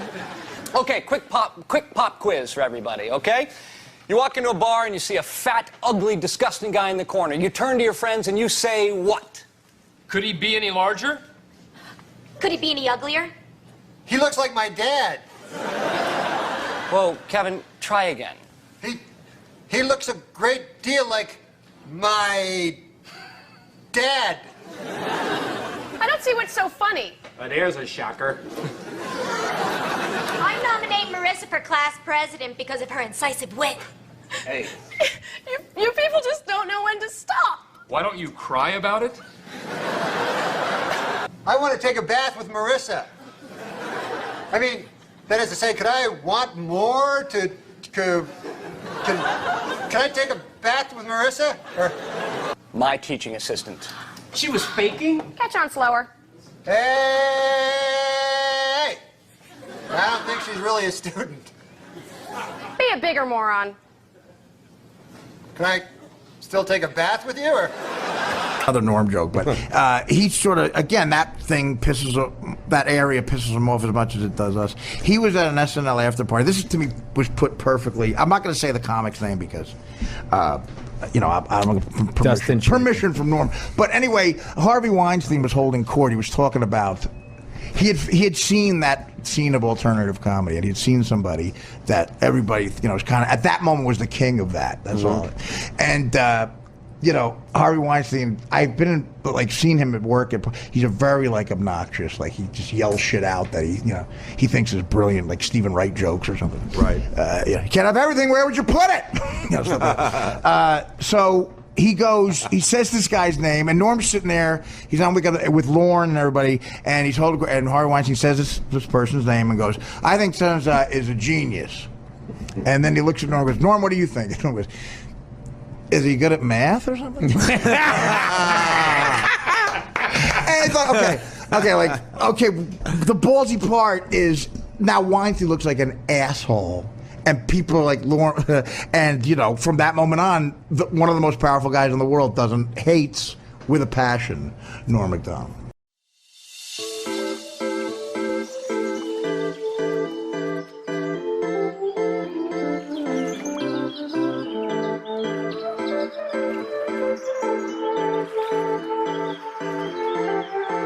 really have problems with handsome people, like Friends, would bother me so much. I watched Friends and then I said, fuck, these are the funniest, super handsome people ever. I'll give that to them, you know what I mean? Who are your guys It's up probably there? harder if you're so fucking handsome. Hey, we got problems in this country, For instance, systematic racism, And here's the problem. Nobody thinks they're racist. I remember I was in Portland one time, Portland, Oregon. And the driver picked me up to take me to the gig. I got off the airplane, the driver's driving, and we're driving through downtown Portland, and he says, we got no racists in Portland, no racism at all. And I looked around, everyone was white, So I said to the guy, well, it's pretty easy not to be racist when everybody's white. And then the guy says to me, he goes, we got our share. I'm like, good Lord, we got our share. That's not right. Why are not all, but a lot of drivers, for some reason, like taxi drivers and something, turned out to be racists, That's what I hear a lot, because I don't drive. So I'll get in a cab, and the guy will go, what's wrong with this country, don't you? And I go, I got an idea. So what is it? They go, you ever have it when the guy says, and you don't even know which race it is? Like I had a guy once, he goes, there's a problem in this country, huh? I go, tell me. And he goes, too many goddamn scuttleheads. I was like, huh? So I looked it up in the dictionary and Wikipedia, everywhere. I found scuttle, and I found head, and I tried to put them together. I couldn't understand it.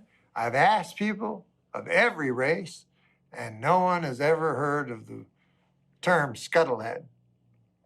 And by the way, I would be fine if we just blamed all our problems on the scuttleheads. You know what I mean? Just make them the scapegoats. Why not? As a matter of fact, why not make the goats the scapegoats, like in the old days? Sacrifice a goat. Make it his problem.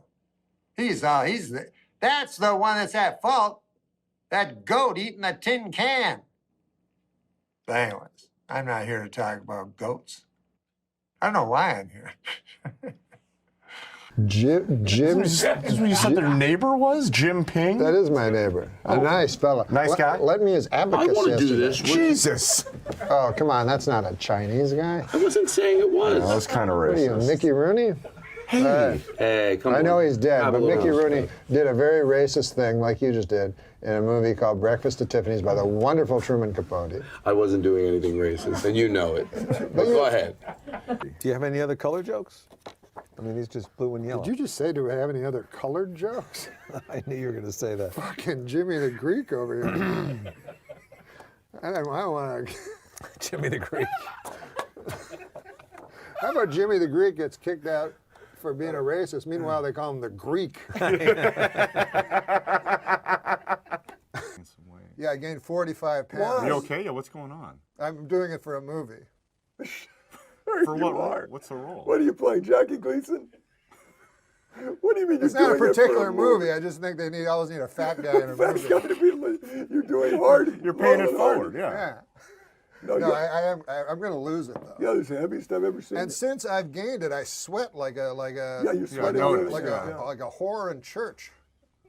I don't mean to be what? I don't mean to be filthy, but a whore in church. Yeah, she's nervous, so she sweats because sweating like a Chris Dorner in a Big Bear cabin. Okay, come on. Well, I'm just. That's racist. Did you read his manifesto? Two businessmen bought the Milwaukee Bucks for $550 million. They are very excited with their purchase, as this is the only legal way to own black people. Now that is here, and I read that. Well, you're not there. You know how businessmen are racist?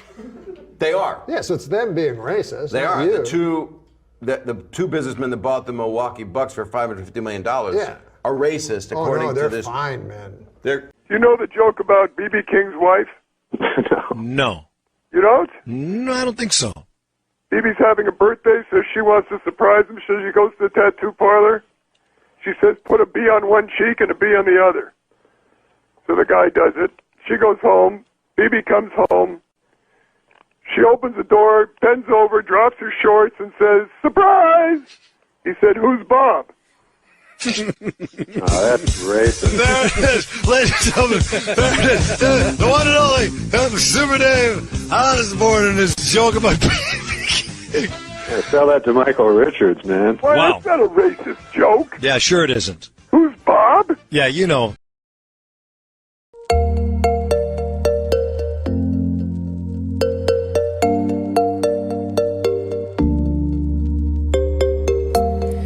Laying in the morning shade.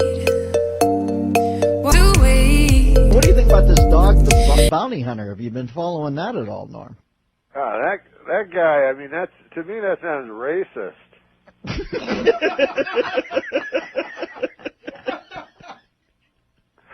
But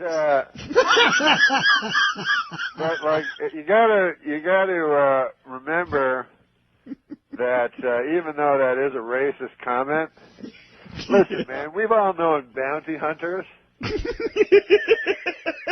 our time, you know, and they have that thing like curse like a sailor. Well, that could go for bounty hunters just as well. They just chose sailor. Those guys, I mean, they're not like you or me, you know? No, they're bounty hunters. If you choose that as your career, you know, you're a bounty hunter. Listen, some salty language is not going to be a...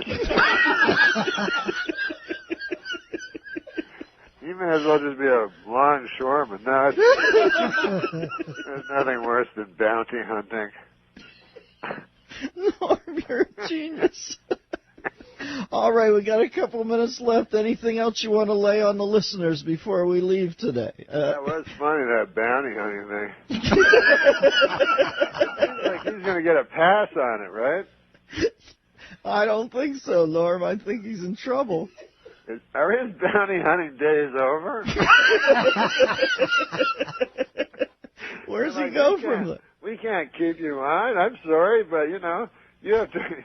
You know, you have a public image of hunting down criminals in their hotel rooms, diving at them in the middle of the night and beating them up. We can't have you saying racist things.